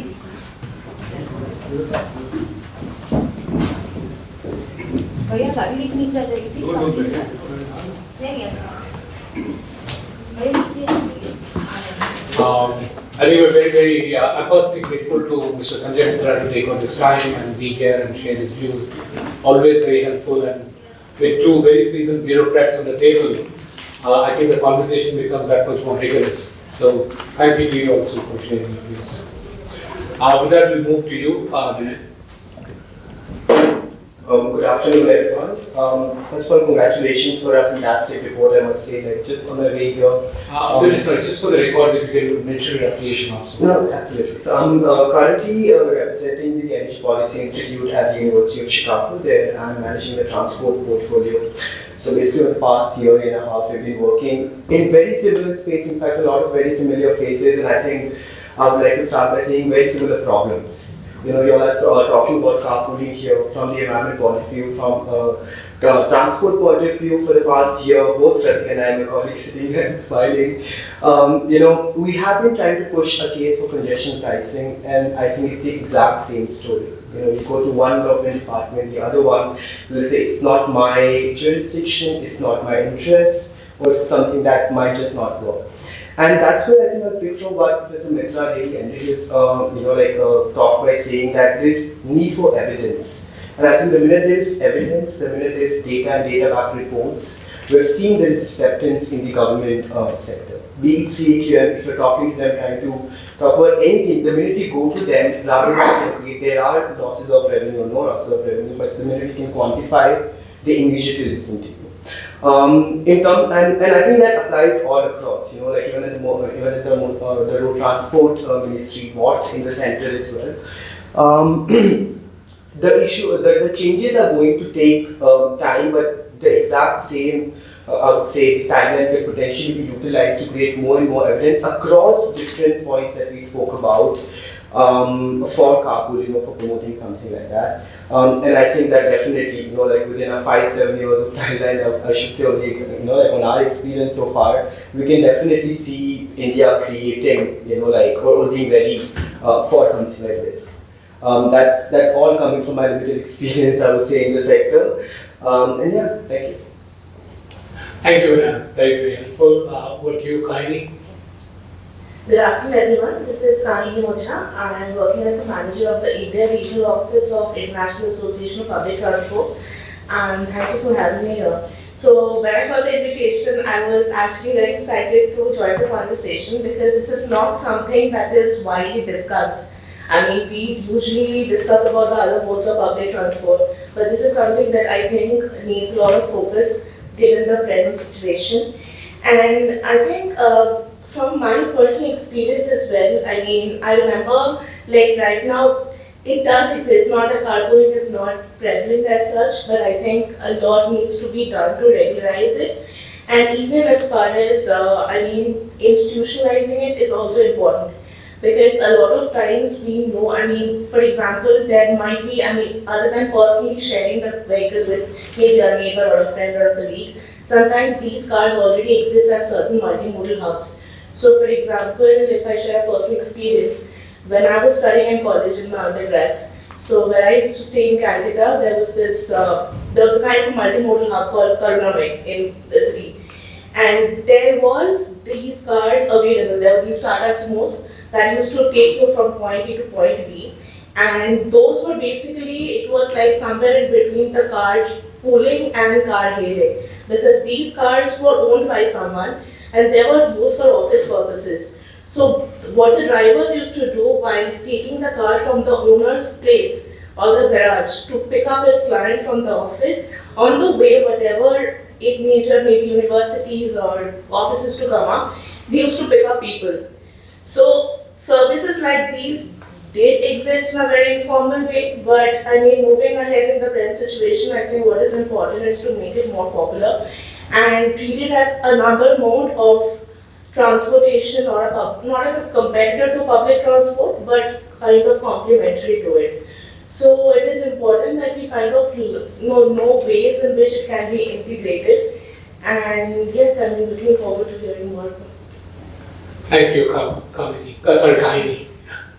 Glad to anything, or we move on. Anyone, anything from this side? Those we move to Pratika. Pratika, over to you. Good morning, everyone. Thank you so much for making us part of this conversation. As Vinay mentioned, we have very limited experience in this sector, but we have been working towards limiting the vehicles on the road, maybe through our efforts, and reduce the transport emissions through the efforts of having congestion pricing in place so that we can have less vehicles, less emissions. I just believe that since we have been working towards congestion pricing, and carpooling will be, I can just think of it as a catalyst to this. So maybe if we have congestion pricing, carpooling can be one of the after effects that we can actually see, because there's a model in US where we can actually see this happening. In US, there's congestion pricing in New York, where if you have a high occupancy vehicle, people actually carpool together so that they can pay less congestion pricing. But if you have a single occupancy vehicle, you have to bear the whole charge of congestion pricing. So that actually moves people towards carpooling initiatives. So yes, I think that can be an interesting model to see. Another point I have is that there is actually a challenge that, as everyone mentioned, that this can sort of turn into a shadow taxi market if we eat into the commercial taxi industry that we have. But maybe we can have some safeguards, like having a capping on per day trips that you can take, or per month trips you can take, a person can actually do, and having some pre-planned declaration of how many trips you're going to do, maybe 24 hours before or 12 hours before, so that it's not, you're not creating a business out of it, but it's a very genuine sort of a carpooling initiative that you're doing. So that's it. Thank you. Thank you, Pratika. Let me clarify that the existing regulations actually put in a limit. I think it's about 14 rides a week, which is 2 rides per day. The challenge that comes in is if I use multiple platforms. There are 10 platforms and it's 14 into 10, 140 rides that I can do. The second issue is, before you came in, I was just discussing that many of the regulations that happen in the Western countries, it happens in that context. So in terms of carpooling congestion, if you're talking about putting a congestion charge if there is less than 2 people sitting, then the model that happened in Indonesia is there were boys standing there to be put into the car, and they were paid some extra money so they can avoid the congestion charge, and they would cross that bridge or that highway and so on, and then they would take the return car to come back. So it was a business for these people. So it defeats the purpose. One has to look at these regulations from a contextual purpose, contextual lens, and also I believe if somebody puts in such a regulation in India, there will be a lot of noise, and maybe government can fall if it's in Delhi. So moving to you, Arjun, you bring in a lot of experience globally, and I think your company's name and Quick Ride's name was taken quite a few times. So if you could share your views on the report and what's happening globally. Hello everyone, can you hear me well? Yes. Thanks a lot for welcoming me today. So I'm Adrien, I'm the Chief Operating Officer of BlaBlaCar, a French carpooling company that is present in 20 countries in the world currently. And maybe if I take 3 minutes, what I can share is why I'm here today in the context of BlaBlaCar. To answer this one, let's quickly take a step back on BlaBlaCar in India in the past 10 years. So BlaBlaCar has launched carpooling the service in India 10 years ago, in 2015 with high expectation. We were expecting a lot of usage and we were very optimistic. So we invested a bit at the beginning and actually it did not take off. So 2015 to 2020, 21, very limited usage, almost nothing. So we said, okay, we are patient, we have time, let's keep the service running without investing and we'll see how things go and if at some point it develops. And what's happening now is crazy. At the moment, BlaBlaCar is the biggest country, India is the biggest country for BlaBlaCar in terms of volume of passengers in carpooling. And last year, in 2025, we had 20 million passengers using the service, which I'm sure is just a tiny part of actual carpooling in India. That's the part we see with our application. And to put some perspective, these 20 million passengers, they were growing plus 50% versus the previous year, and we are still on a growth rate of plus 50% year over year. If I take a step back, why it happened, my understanding, and then I'm happy to learn more, a factor of three things. First one is on the infrastructure side, so the number of kilometers on roads, the volume of cars increased drastically in India over the past 10 years.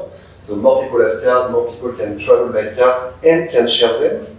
The second one that is global but very visible for us in India was all the IT sector, the internet, smartphone. I remember that when we launched BlaBlaCar 10 years ago, we had a question on should we do a version of the mobile application with a light version consuming little data. It was 10 years ago. Now the question is not here anymore. It was 2G at that time. It was 2G, a bit of 3G. Now it's high volume, high data everywhere, so super easy to use smartphone and to create trust among people with this usage. And then with these two things, we see the usage growing, and we've seen that without doing much except the product. Because the product is a mobile application, so we're trying to do a good product, but then no communication, no marketing, and just recently BlaBlaCar actually. So what happened was pure word of mouth of users, which is very powerful and shows that it really brings a service that is used by people for real. What I think is also a personal frustration for me with carpooling, not specific to India, is we have so many people using it, but it's not visible. It's not like a bus or a bike in the street, or you don't see it. So you have a lot of people using it, but it's normal cars. This is kind of a weakness of the system, that's life. It can be partially offset with some specific point where you highlight carpooling, but this is one of the things. So what happened? More infrastructure, better infra, more IT, word of mouth, and now crazy growth. And that's why I'm here today actually, because at the moment what we see is that India is at a turning point for us as BlaBlaCar. It's becoming our biggest market on usage by far, and we want to invest more and see it develop. So that's the moment when we're like, okay, BlaBlaCar is a French company, very strong in France, in Spain, in Mexico, in Brazil. Now there is India, and India is taking off like crazy. So how do we shape the next step, and what are they? And on this next step, I wanted to highlight just a few points, and that's why we're here with it, and I'm here to meet people and understand more of India. First, regulation is an enabler. It's not a goal in itself. Regulation is something that is here to shape properly and in a sustainable way what's going on.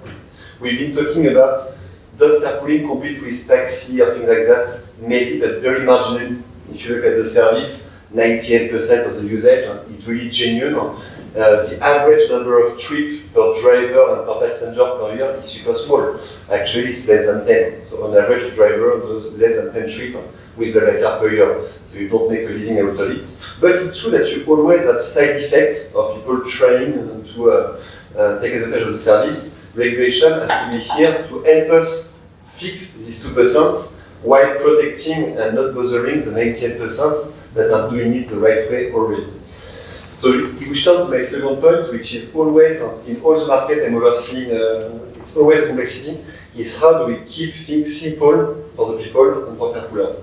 How do we keep something simple where the complexity is on our side, on the data side, on the platform side, to as Vivanga, you were mentioning, we have all the tools to make sure we look at the right thing, we block the right thing, but it has to remain super simple for people. So typically, if I'm a driver, I have to register at different places, it's not going to fly. You have something simple, one for all, and that's it. And this, so far, it was very simple because it was a bit under the radar. It was something that was developing in itself. Now we have to address from a regulatory point of view carpooling, and we have to address it in a simple and smart way. And then the third point I want to mention, which is to me my big dream for carpooling in India at the moment, is India might be, for us, from what I see, the first country where carpooling really becomes something normal and something people want to do, and not only a plan B. Why I'm saying that? In most countries, where you already have a huge network of public transport, carpooling is used mainly for the price aspect and is a bit less convenient sometimes than other transportation means. In India, public transport are growing like crazy, and they will keep on developing, and they will take the biggest share of passengers, and that's normal, and that's what's best for people on the planet. Carpooling will help bridge all what is not easy to get, basically, so more door-to-door, more rural areas, more convenience, more flexibility in my trip sometimes, basically. And at the moment, it seems that it can be seen as something people desire to do, really want to do. And this type of perception is how you create big usage at scale. And it's something that can be done not by private companies, it can be done by a society, by public efforts. I have my examples for what I know, which is France. If you look at France, we have two good examples, which were tobacco and eat from vegetables, basically. And these two stuff was a big public campaign to say, okay, you should stop smoking or lower smoking, basically. And eat vegetables was a bit the same. It was a huge investment over time, over decades, that tend to pay off, and you see the impact on society with time. With carpooling, I have a bit this dream that we don't go with a constraint aspect, but more, hey, it's something great to share your car, not for every trip, but when you can, as a driver, open the door, share it, and make it sexy for everyone to share music. So, taking a step back, I'm super impressed by what India has been doing globally for transport over the past 10 years, because I see it from far with the infra that has been doing, and the impact of carpooling, basically.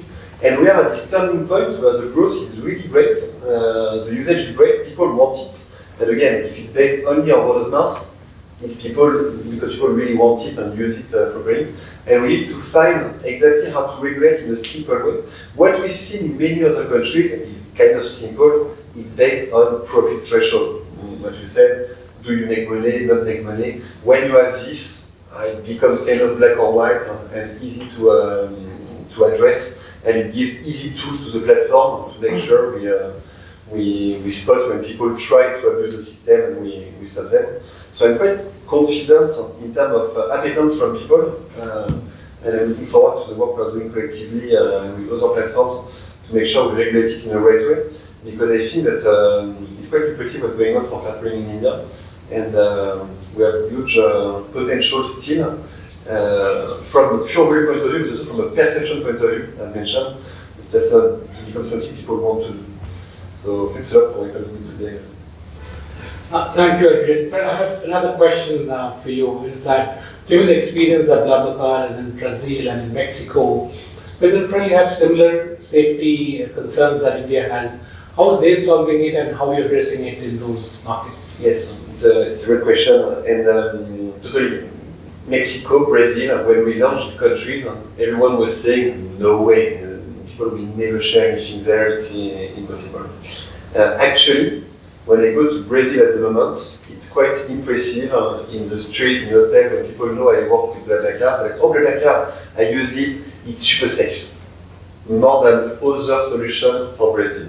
Why? Because of all the vetting and rating system we have within the community. So meaning, to register BlaBlaCar, you need to give a couple of things. So if you want to mess up, you don't go there. It creates so many barriers and friction that you have a track record, you know what's going on. First thing. Second, ratings left by the community and themselves. As soon as we have something that looks weird, we will at least temporarily block the person, call the person, try to understand what's going on and how it's done. So it seems that there is this, and the third thing that I'm noticing versus countries like France or Spain, it's in Brazil and Mexico, and I think in India as well, people are very willing to play the rule, to play the game of, okay, here is my ID, here is my driving license, because they know that by doing that, they will create a safe community. So actually, the auto-regulation works quite well. Word of mouth shows that it's going well. And then we need to find each local specificity of what creates trust. Is it the LinkedIn profile? Is it the messaging system when you call each other and read before? Is it verifying the ID or fiscal number? In Spain, it's fiscal number. But the thing is, as you mentioned, I think we have all the digital tool to really create that quite efficiently, actually. And as soon as you have someone that has done a couple of trips and it goes well, you know it's safe and it's going to go well. One last thing I want to mention that is maybe almost an anecdote, but I think interesting still. In terms of safety, you have two aspects of safety. There is the person, the safe person I can meet with, and is the driver driving well. We observed in many countries with some studies that when people carpool, they drive better than when they drive alone. And I had a personal experience with my father. When he drives alone, he's going to eat his sandwich in the car, blah, blah, blah. When he has passenger, he's going to make a break, take the sandwich, offer coffee to passenger, because you have a peer judgment and you're going to be rated. So actually, we have kind of less accidents. People respect more the speed limits. People have cars in better shape because you take people you don't know and you want to show your best and make sure you do well. But going back to safety, it's an ongoing work all the time to create all this trust among the community. But we have a lot of digital tools to make sure we vet people and we act fast when we have this bad signal. One thing is also each time you have a small weak signal to be bad, you can quickly disconnect the person and remove, which is what we do efficiently. I think that's great to hear that. I think that's where Rajiv suggested if there could be data sharing, especially of blacklisted people. Yes. Otherwise, they'll go platform hunting. We do some of that already. For example, when I say, on the safety aspect, it's just not verifying the digital documents that you set in. So, for example, we have something called a security fraud engine sort of a thing, which, let's say, if somebody's used a SIM card, which is very new, and there's a multiple change of that SIM card against that particular license, it's a red flag for us. If we see, and as we've been sort of also working with other digital platforms, if we see that there is no other transaction on any commonly used digital platform, like Swiggy or something, whatever, then we know it's a bit of a red flag. So there are multiple ways by which today we are able to actually phone in and actually sort of figure, and through the lot of data analytics we do, for example, we know that particular geography or particular area, we have a large number of instances which is sort of not safe. So we red flag that and we try to bring in elements which will discourage people from using our services. So today the platforms are equipped and can equip themselves even more to really make the folks who are transacting on our platforms far more safer, apart from the rating and all of that which we have on a community basis. So I think a lot of that can be utilized to address some of the safety concerns to a large degree in my view. No, I think that's great because those are best practices developed in the Indian context. Correct. And the context, as I was discussing, becomes important. So perhaps we can share those best practices also. Great, thank you so much. Anushka, if you can ask those who are online, if they got anything else to add, typically they get ignored in a conversation like this. Amolji, Vishalji, can you hear me? Yes, yes, we can. Yeah, we were just asking if you have any views or anything you would want to comment on.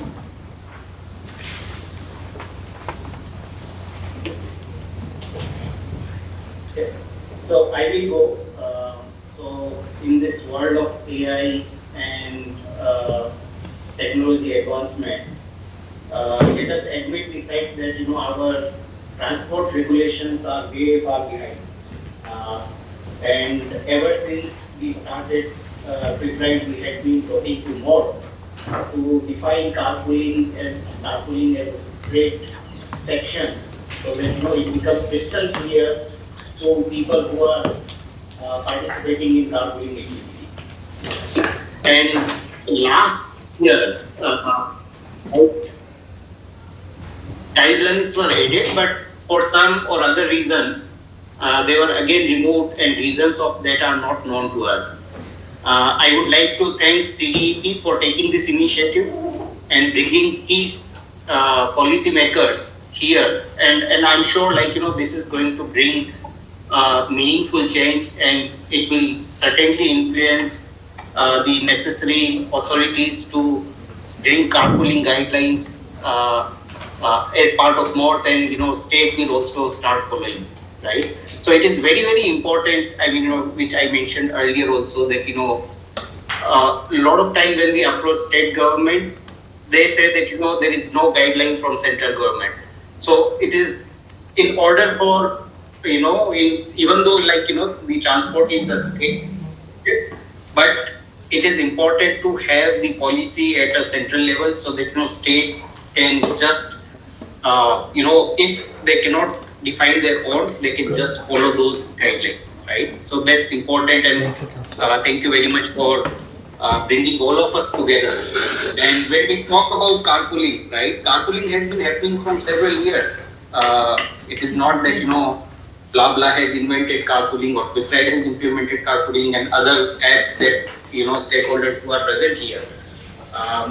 What platform like us has done is we have helped making carpooling scalable, right? We helped in adopting carpooling much easier way,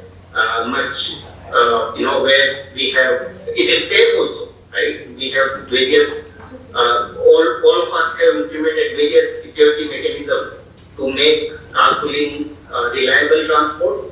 And the beauty of carpooling is it can coexist with any mode of the transport, whether it is shuttle services that companies provide or public transport that we have, taxis that we have. It can coexist with all the modes of transport. Without the definition of carpooling, what is happening is now, earlier many organizations have supported, many organizations are coming and telling that because even though yes, we have supported you in the past, we are not able to support you because there is no clear guidelines from government, and that has happened because of some controversies which has happened in Karnataka. So I am sure this group will help us in getting all of us forward towards carpooling. There are countries like Singapore and other countries who have defined carpooling very well, which is followed and implemented by the residents of those citizens of those countries. And then I look forward to having meaningful and useful outcome out of this meeting, where government can take these guidelines and get these implemented. Thank you. Thank you so much. I think those are really useful inputs, and we know what's going on in Karnataka. So good to point that out. I think that's something we should keep in mind. Jeet also wanted to have some interventions, but Jeet, I'll pull down and I'll bring you back at the end. I'll just go around the table and see if anyone else has any other views. So, starting with you. Yeah, I had a point of view. Sorry I got disconnected. I just joined back from my cell phone. First of all, thank you very much for taking this initiative and inviting us. Really appreciative of the efforts, and wanted to also similar to what Vishal has said. I think when we meet corporates, when we meet state governments, when we meet a lot of people, everybody thinks that this is actually solving some real issue here. And they're all looking at us and saying, well, somebody needs to take the lead, right? So I think it's it's a great thing that we have already started on this. My only point is, please let us know what we can do, right, in order to sort of get this dialogue further, and how we can sort of, everybody can benefit out of it. I think that is something we will also be looking forward to. Right, thank you, Amol.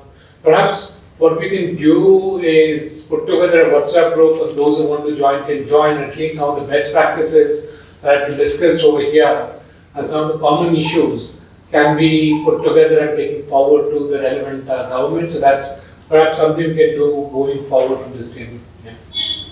Thank you, thanks for bringing that up, Amol. With that, I'll request Mr. Kumar to share his views, and we'll go around the table and then close it. Thank you. My surname people know me by Lohia, so I think instead of Kumar, if you call me by Lohia, so everybody in the country knows me by that. My apologies. No issue. Having gone through all the rounds of issues and some of the solutions which people have suggested, one thing coming back from the issue of urban transport being constitutional and institutional organ.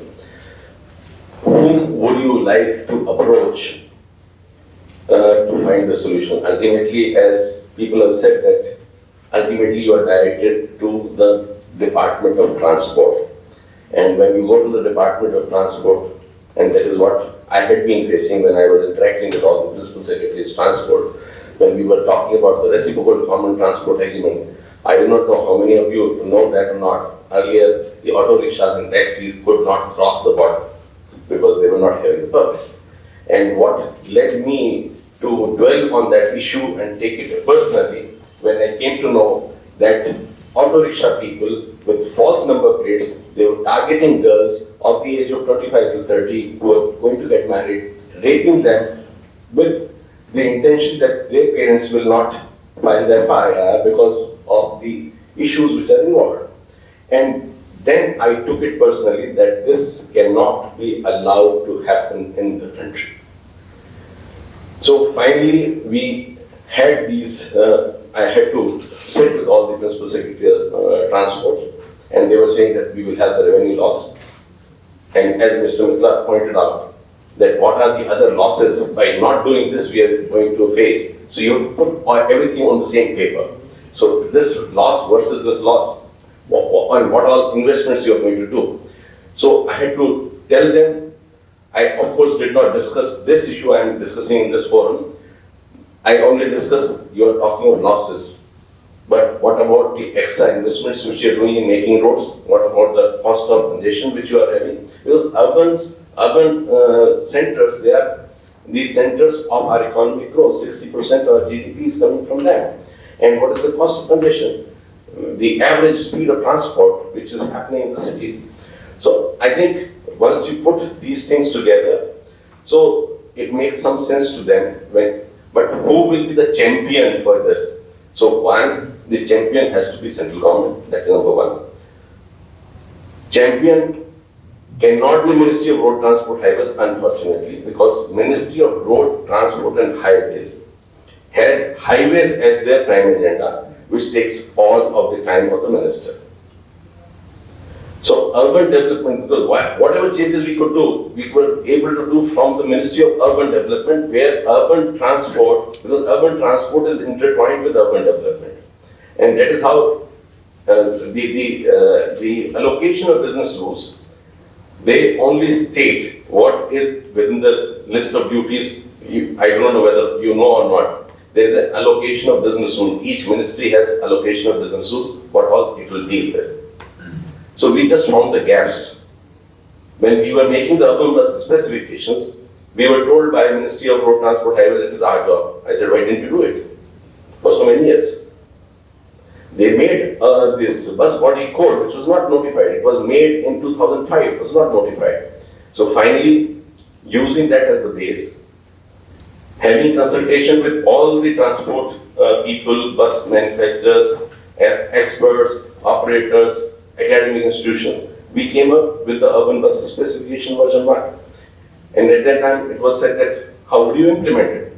I said, no problem. At least we'll put it as recommendatory, and we'll keep on broadcasting it everywhere. This is recommendatory, this should be done. From all platforms, including the media and whatever training program that we have. And if at all, whenever we'll have, because I was working parallelly to have some kind of central government grant assistance, if you follow this. And the opportunity occurred when the country was facing this, I would say when the economic stimulus package was announced, that there was a glut in the market, and the automobile industries, they were having, I think, 3-day or 2-day working only. So at that time, with the work which we were doing for 2 years, so the government decided to fund buses to bail out the automobile industry rather than the cars. And at the time, we made it compulsory that you have to follow these specifications if you want money from the central government. And that is how the change happened, and that is how you are seeing all these modern buses which are happening. And I'm happy to note that now Ministry of Road Transport and Highways has finally come out with notification which are mandating low-floor buses in urban areas, which we are trying to push from 2007. So why I'm giving this long answer is that you have to find the champion who would be married to the cause.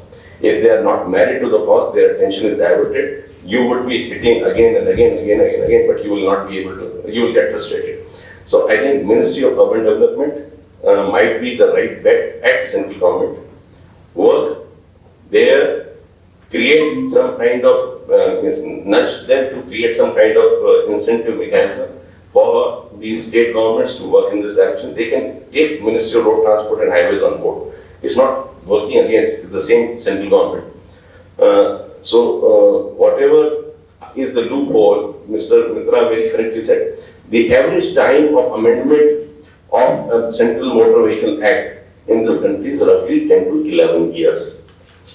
So that is a time, I tried to do all those things, and finally I found that when we were working on bus rapid transit system, so we said, how to do, we found the nuisance provision in the Municipal Act, so as why people should not be allowed to enter in the BRT corridor. Use that provision to put the fine on people, those who will be entering. So we have to find whatever is existing in the existing acts. Motor Vehicle Act amendment is a very long-term solution.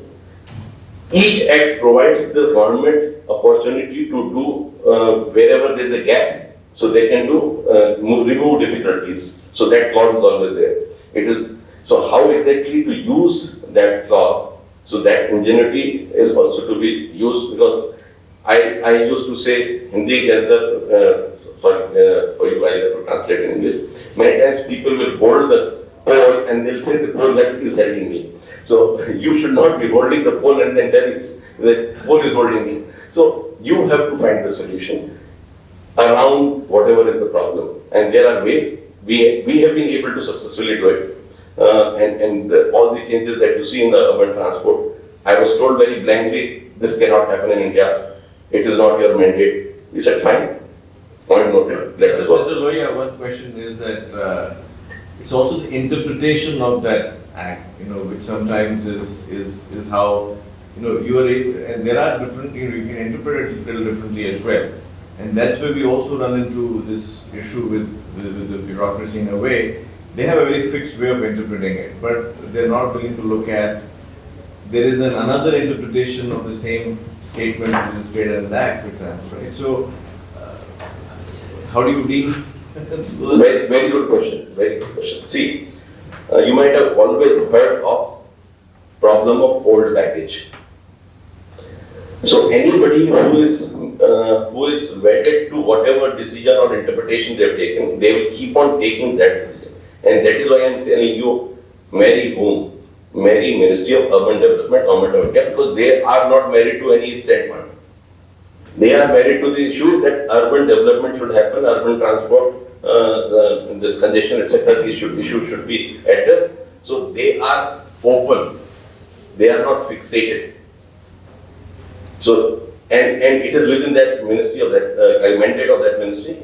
So work from there. We had issued advisory to all the states that urban transport should be with the urban development department. Transport department, yes, it is there. Let them do the part in terms of motor vehicle rules, etc. The state transport undertakings and all those kind of things. We mandated again states to create separate SPVs for the city buses, because they were the same state transport undertaking was running the intercity buses and also intercity buses. And what we found, the buses which they were trying to put for the city transport were the ones which were not worthy enough for long distance transport. Whereas the dynamics are entirely different. And since their entire time and money was coming from intercity transport, so city transport was not their focus at all. The dynamics are entirely different. And that is what happens even with railways, because I am IRC 86 batch and I have seen the railways very, very closely. Railway is a long distance transporter. When it comes to urban transport, it is not their problem. When it comes to leaving the passengers at the platform, now dispersed, it is a state government problem. And that is how you see the mess outside the station. I was heading the Railway Station Development Corporation after my stint of this Joint Secretary Urban Transport.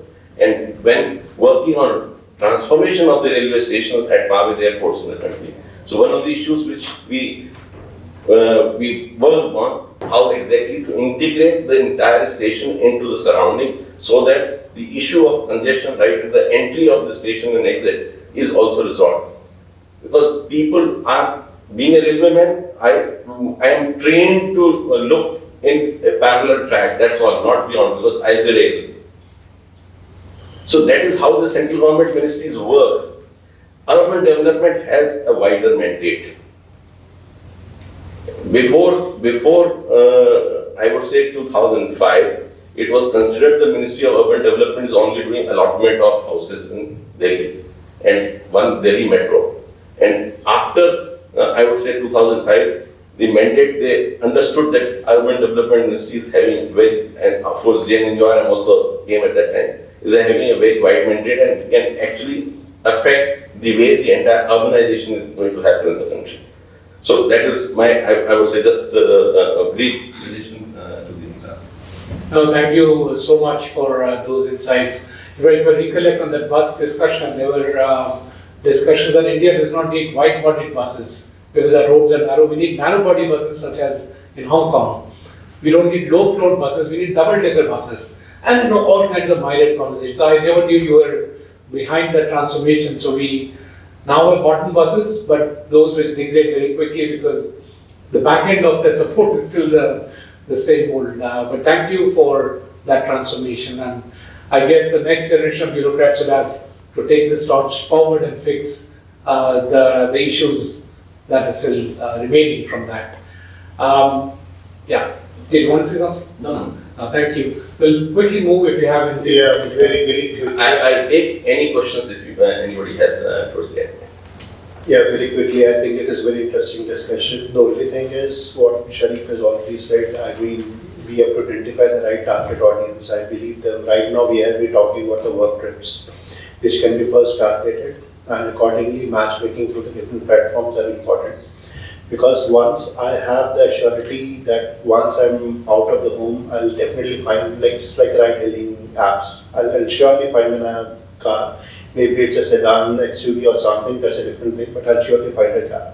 So that kind of a scenario can be established because at my personal level it will be very difficult to have that kind of a matchmaking with the different riders. So if the platforms can come up something like that, I was just using I downloaded your app and I just tried. The one ride I'm getting is almost 5 kilometers. I mean, I can understand. There are only people there who are posting their rides. But again, this is a last mile problem. So any platform which can come up, the platform should ensure that I'll get a ride or as a puller or a seeker. So something on that sort should be really work on. I think campaigns would really help. I have seen this, GIZ does a lot of campaigns and they really help, and I think that can also create a lot of difference. Thank you. Thank you. Ashir, anything you want to add? No, I think it's a trivial question, but I think just wanted to pose it to Jeet and BlaBlaCar in terms of, so in India, usually if you go for fixing our, say, water purifier, the agent comes to the roadside, find, he also shares his own mobile number in case, just to bypass that formal check. So I don't understand how the payment mechanism works in the BlaBlaCar, but I'm sure that would be once the passenger and the driver has certain level of understanding, they would just bypass the platform. Is it also relevant for carpooling, and how are you dealing with it? Maybe we'll finish on the back and you can do that closing. Anything you'd like to add? Or? Yeah, so regarding the government mechanism, yes, when we reach to CM has given to Minister of Health, Minister has given Minister of Transport. Just like ping pong, like transferring to different tracks. So it's a challenge whom to reach. So I think I agree with him. So Minister will not finally pick up because of this. So the loss of revenue to the government will be much lesser as compared to the benefit that the government will get. So we have to calculate the simple number of like people in Delhi and say the 5 crore people. Everyone is spending 1,000 rupees extra per year on medical or say transport or thing. This is a big number that can be. So we can, how we can go to the PM office or something who has authority to make Viksit Bharat. But that's only my. No, thank you. Also, carpooling doesn't mean that people will buy less cars. It means they will use less cars, but they will keep the car at home. But it's a different dimension. They will save money in fuel and they will buy new cars. Yeah, perhaps, yeah. Deepak, anything else you would like to add? Thank you very much. Vinay, anything else? Just one quick point. I think mostly everything is really covered like very well in the room. I think in terms of the regulatory side, like Mr. Lohia very well said, that getting that one champion is really going to help. And all the solutions will come. I think within this conversation itself, we saw so many problems already being addressed or touched upon, like how to get people together, right? How to ensure the safety and security. So we should maybe as a think tank leave that to the private sector to figure it out, but really focus our energies on finding those champions and getting them to give the national guidelines, hopefully soon. Oh, great. Thank you. Kaini? Yes, just one point. So, while working on the low emission zone project, since a lot of people spoke about congestion pricing, from the case studies we had studied, so for example, London has a congestion pricing for its ULEZ, that's a core area. So, what we've seen that usually when regulatory frameworks are made, a lot of emphasis is made on the penalty side. But I think on the contrary, for example, the Germany case study we had studied, we had seen that it was easier to make people shift towards public transport or cleaner modes of vehicle by incentivizing it. So I think similarly, to make this mode of transportation, the carpooling, more popularized, I think if we talk about regulatory frameworks, I think some sort of incentives should also be focused upon to help the operators who are coming up to maybe create the momentum and make it more popular. Absolutely. Great. Thanks for those inputs, Pratika. Thank you, Pratika. So I'll just amplify the question that came from was it Sharif? Yeah. On how do you charge? Because that's the question we're getting from governments. Because people get off the car and then the haggling starts. So that's where the commercial aspects come in. That the driver said 200 rupees, and then when they get them off, they say, oh, no, not 200, 200 plus this, plus that, plus toll, plus weather conditions and the cost of my BD and stuff. So how does BlaBlaCar manage that? Here we need the community of carpoolers to find out the drivers doing that and exclude them. The very simple answer is this one. So it depends on some, again, if you look at different countries. In some countries, we have a model where the full transaction happens online. So meaning the passenger pays the full price of the trip online, we keep the money, and then we send it back to the drivers. Typically the case in France. In this scenario, you cannot, as a driver, add extra because everything has been captured already online previous to the trip. In some markets like Brazil, Mexico, where we don't transact online completely, usually the vast majority of drivers, they put a price on the platform and this is the price they ask for in the car. We have some drivers trying to abuse the system. Here we need to make a super easy reporting by the passenger, saying, oh, he tried to do something bad, tag directly excluding from the platform. So that's the main aspect that is really important, is making sure that the auto-curation of the community that works well, and that helps us block drivers. And then what is important, again, going back to the tool we have, digital tool we have, it's super easy now, not super easy, no, but we managed to, when a driver has been banned, you're going to try maybe to come up with a new account, a new ID, blah, blah, blah. We are able to say, oh, actually, this is the same person. With some device fingerprinting, with some pattern of behavior on the app, say, oh, it looks like an account we already excluded, we're going to exclude again directly. But so I think this is minor, and it has to be addressed by the community that tells us, okay, this is going wrong. And the thing is, it does not happen with drivers that already have good ratings, proper profile, that obviously plays again What is it? Alors bypass is an issue and not an issue. So the topic of, because depending on the use case, on BlaBlaCar, most of the time, people will travel with different persons all the time. So they book on the platform, they carpool, blah, blah. If you happen to find a carpooler with who it works super well on a daily basis, maybe you bypass the platform and get the rates. You know what? I'm fine with it overall. With on the regular pattern like that, I think I'm fine. The value we brought initially was finding the person that you would not have found in a shop or in the online world, building the trust at the beginning, and then matching.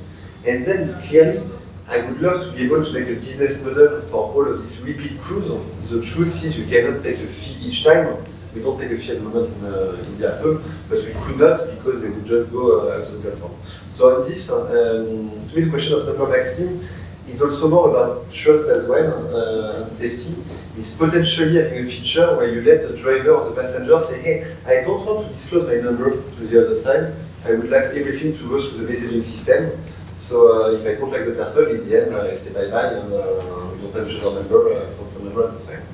But on the bypass, I would say that bypass is a good problem to have because it means you have created huge usage, huge growth, and it's the same for Airbnb type of companies. They always have a bit of bypass that's part of the model, I would say, basically. And my goal at the moment is much more to how do we grow usage, how do we bring the safety measures, how do we understand more the usage to build the right products, to grow usage a lot, rather than precisely fighting bypass at the moment. Especially again that bypass is only for very repeat cruise. As soon as you match with new people, you have no interest in bypassing.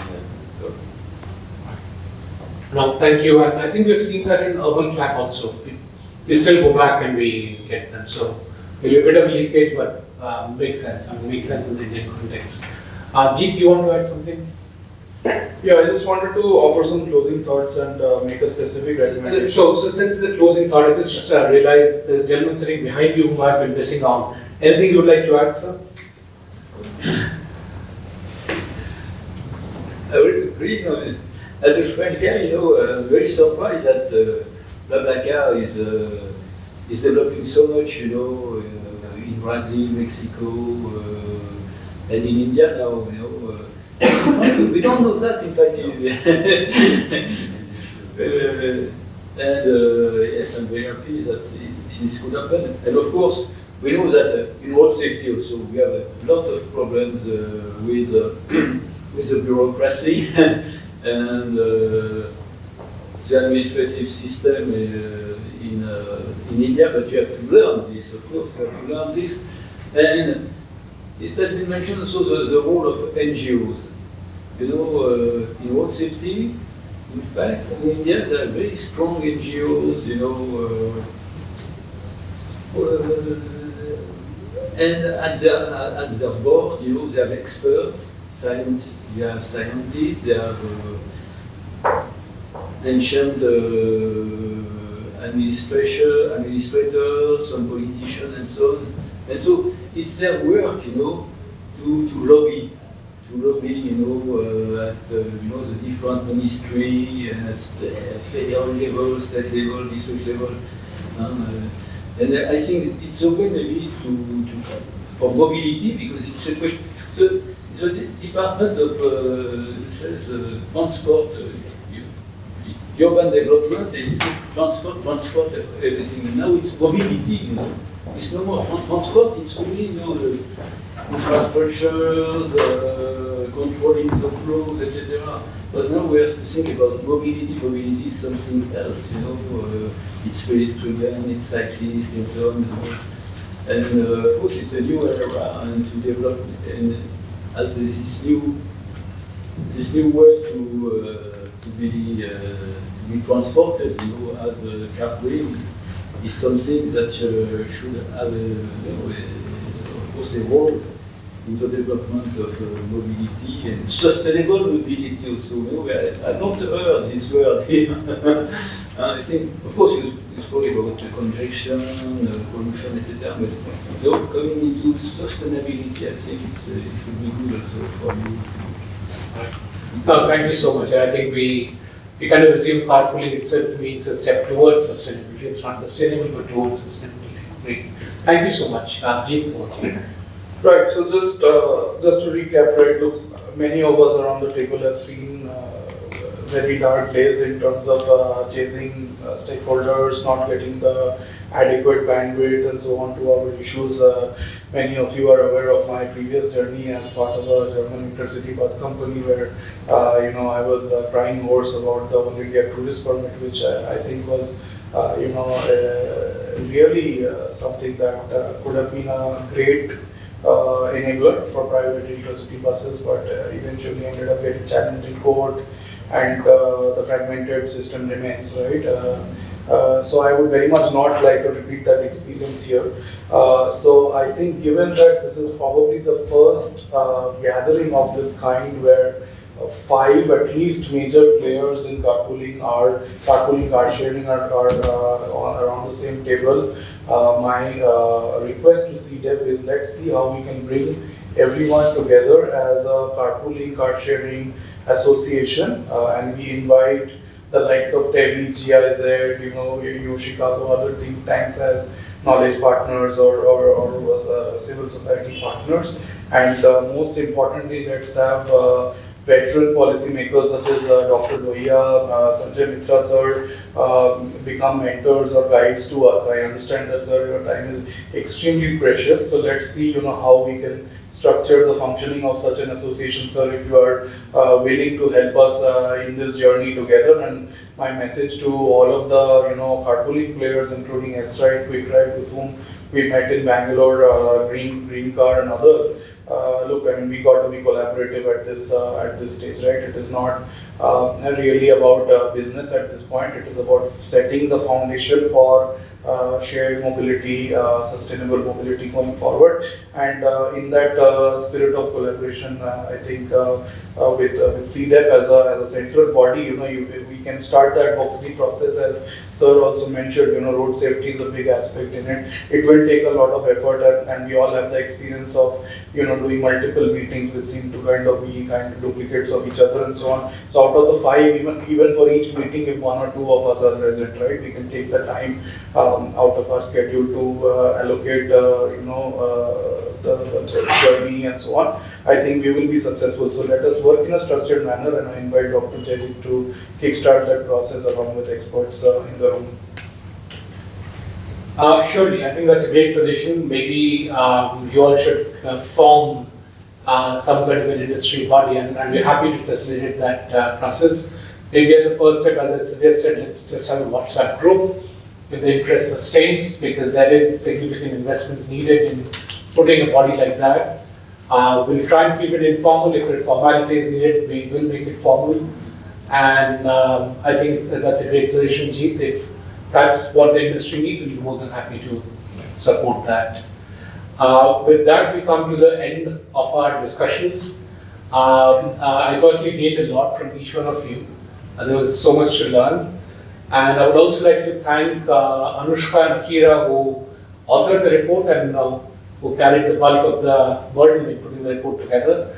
I'll also request Anushka to give the vote of thanks and close the sessions formally.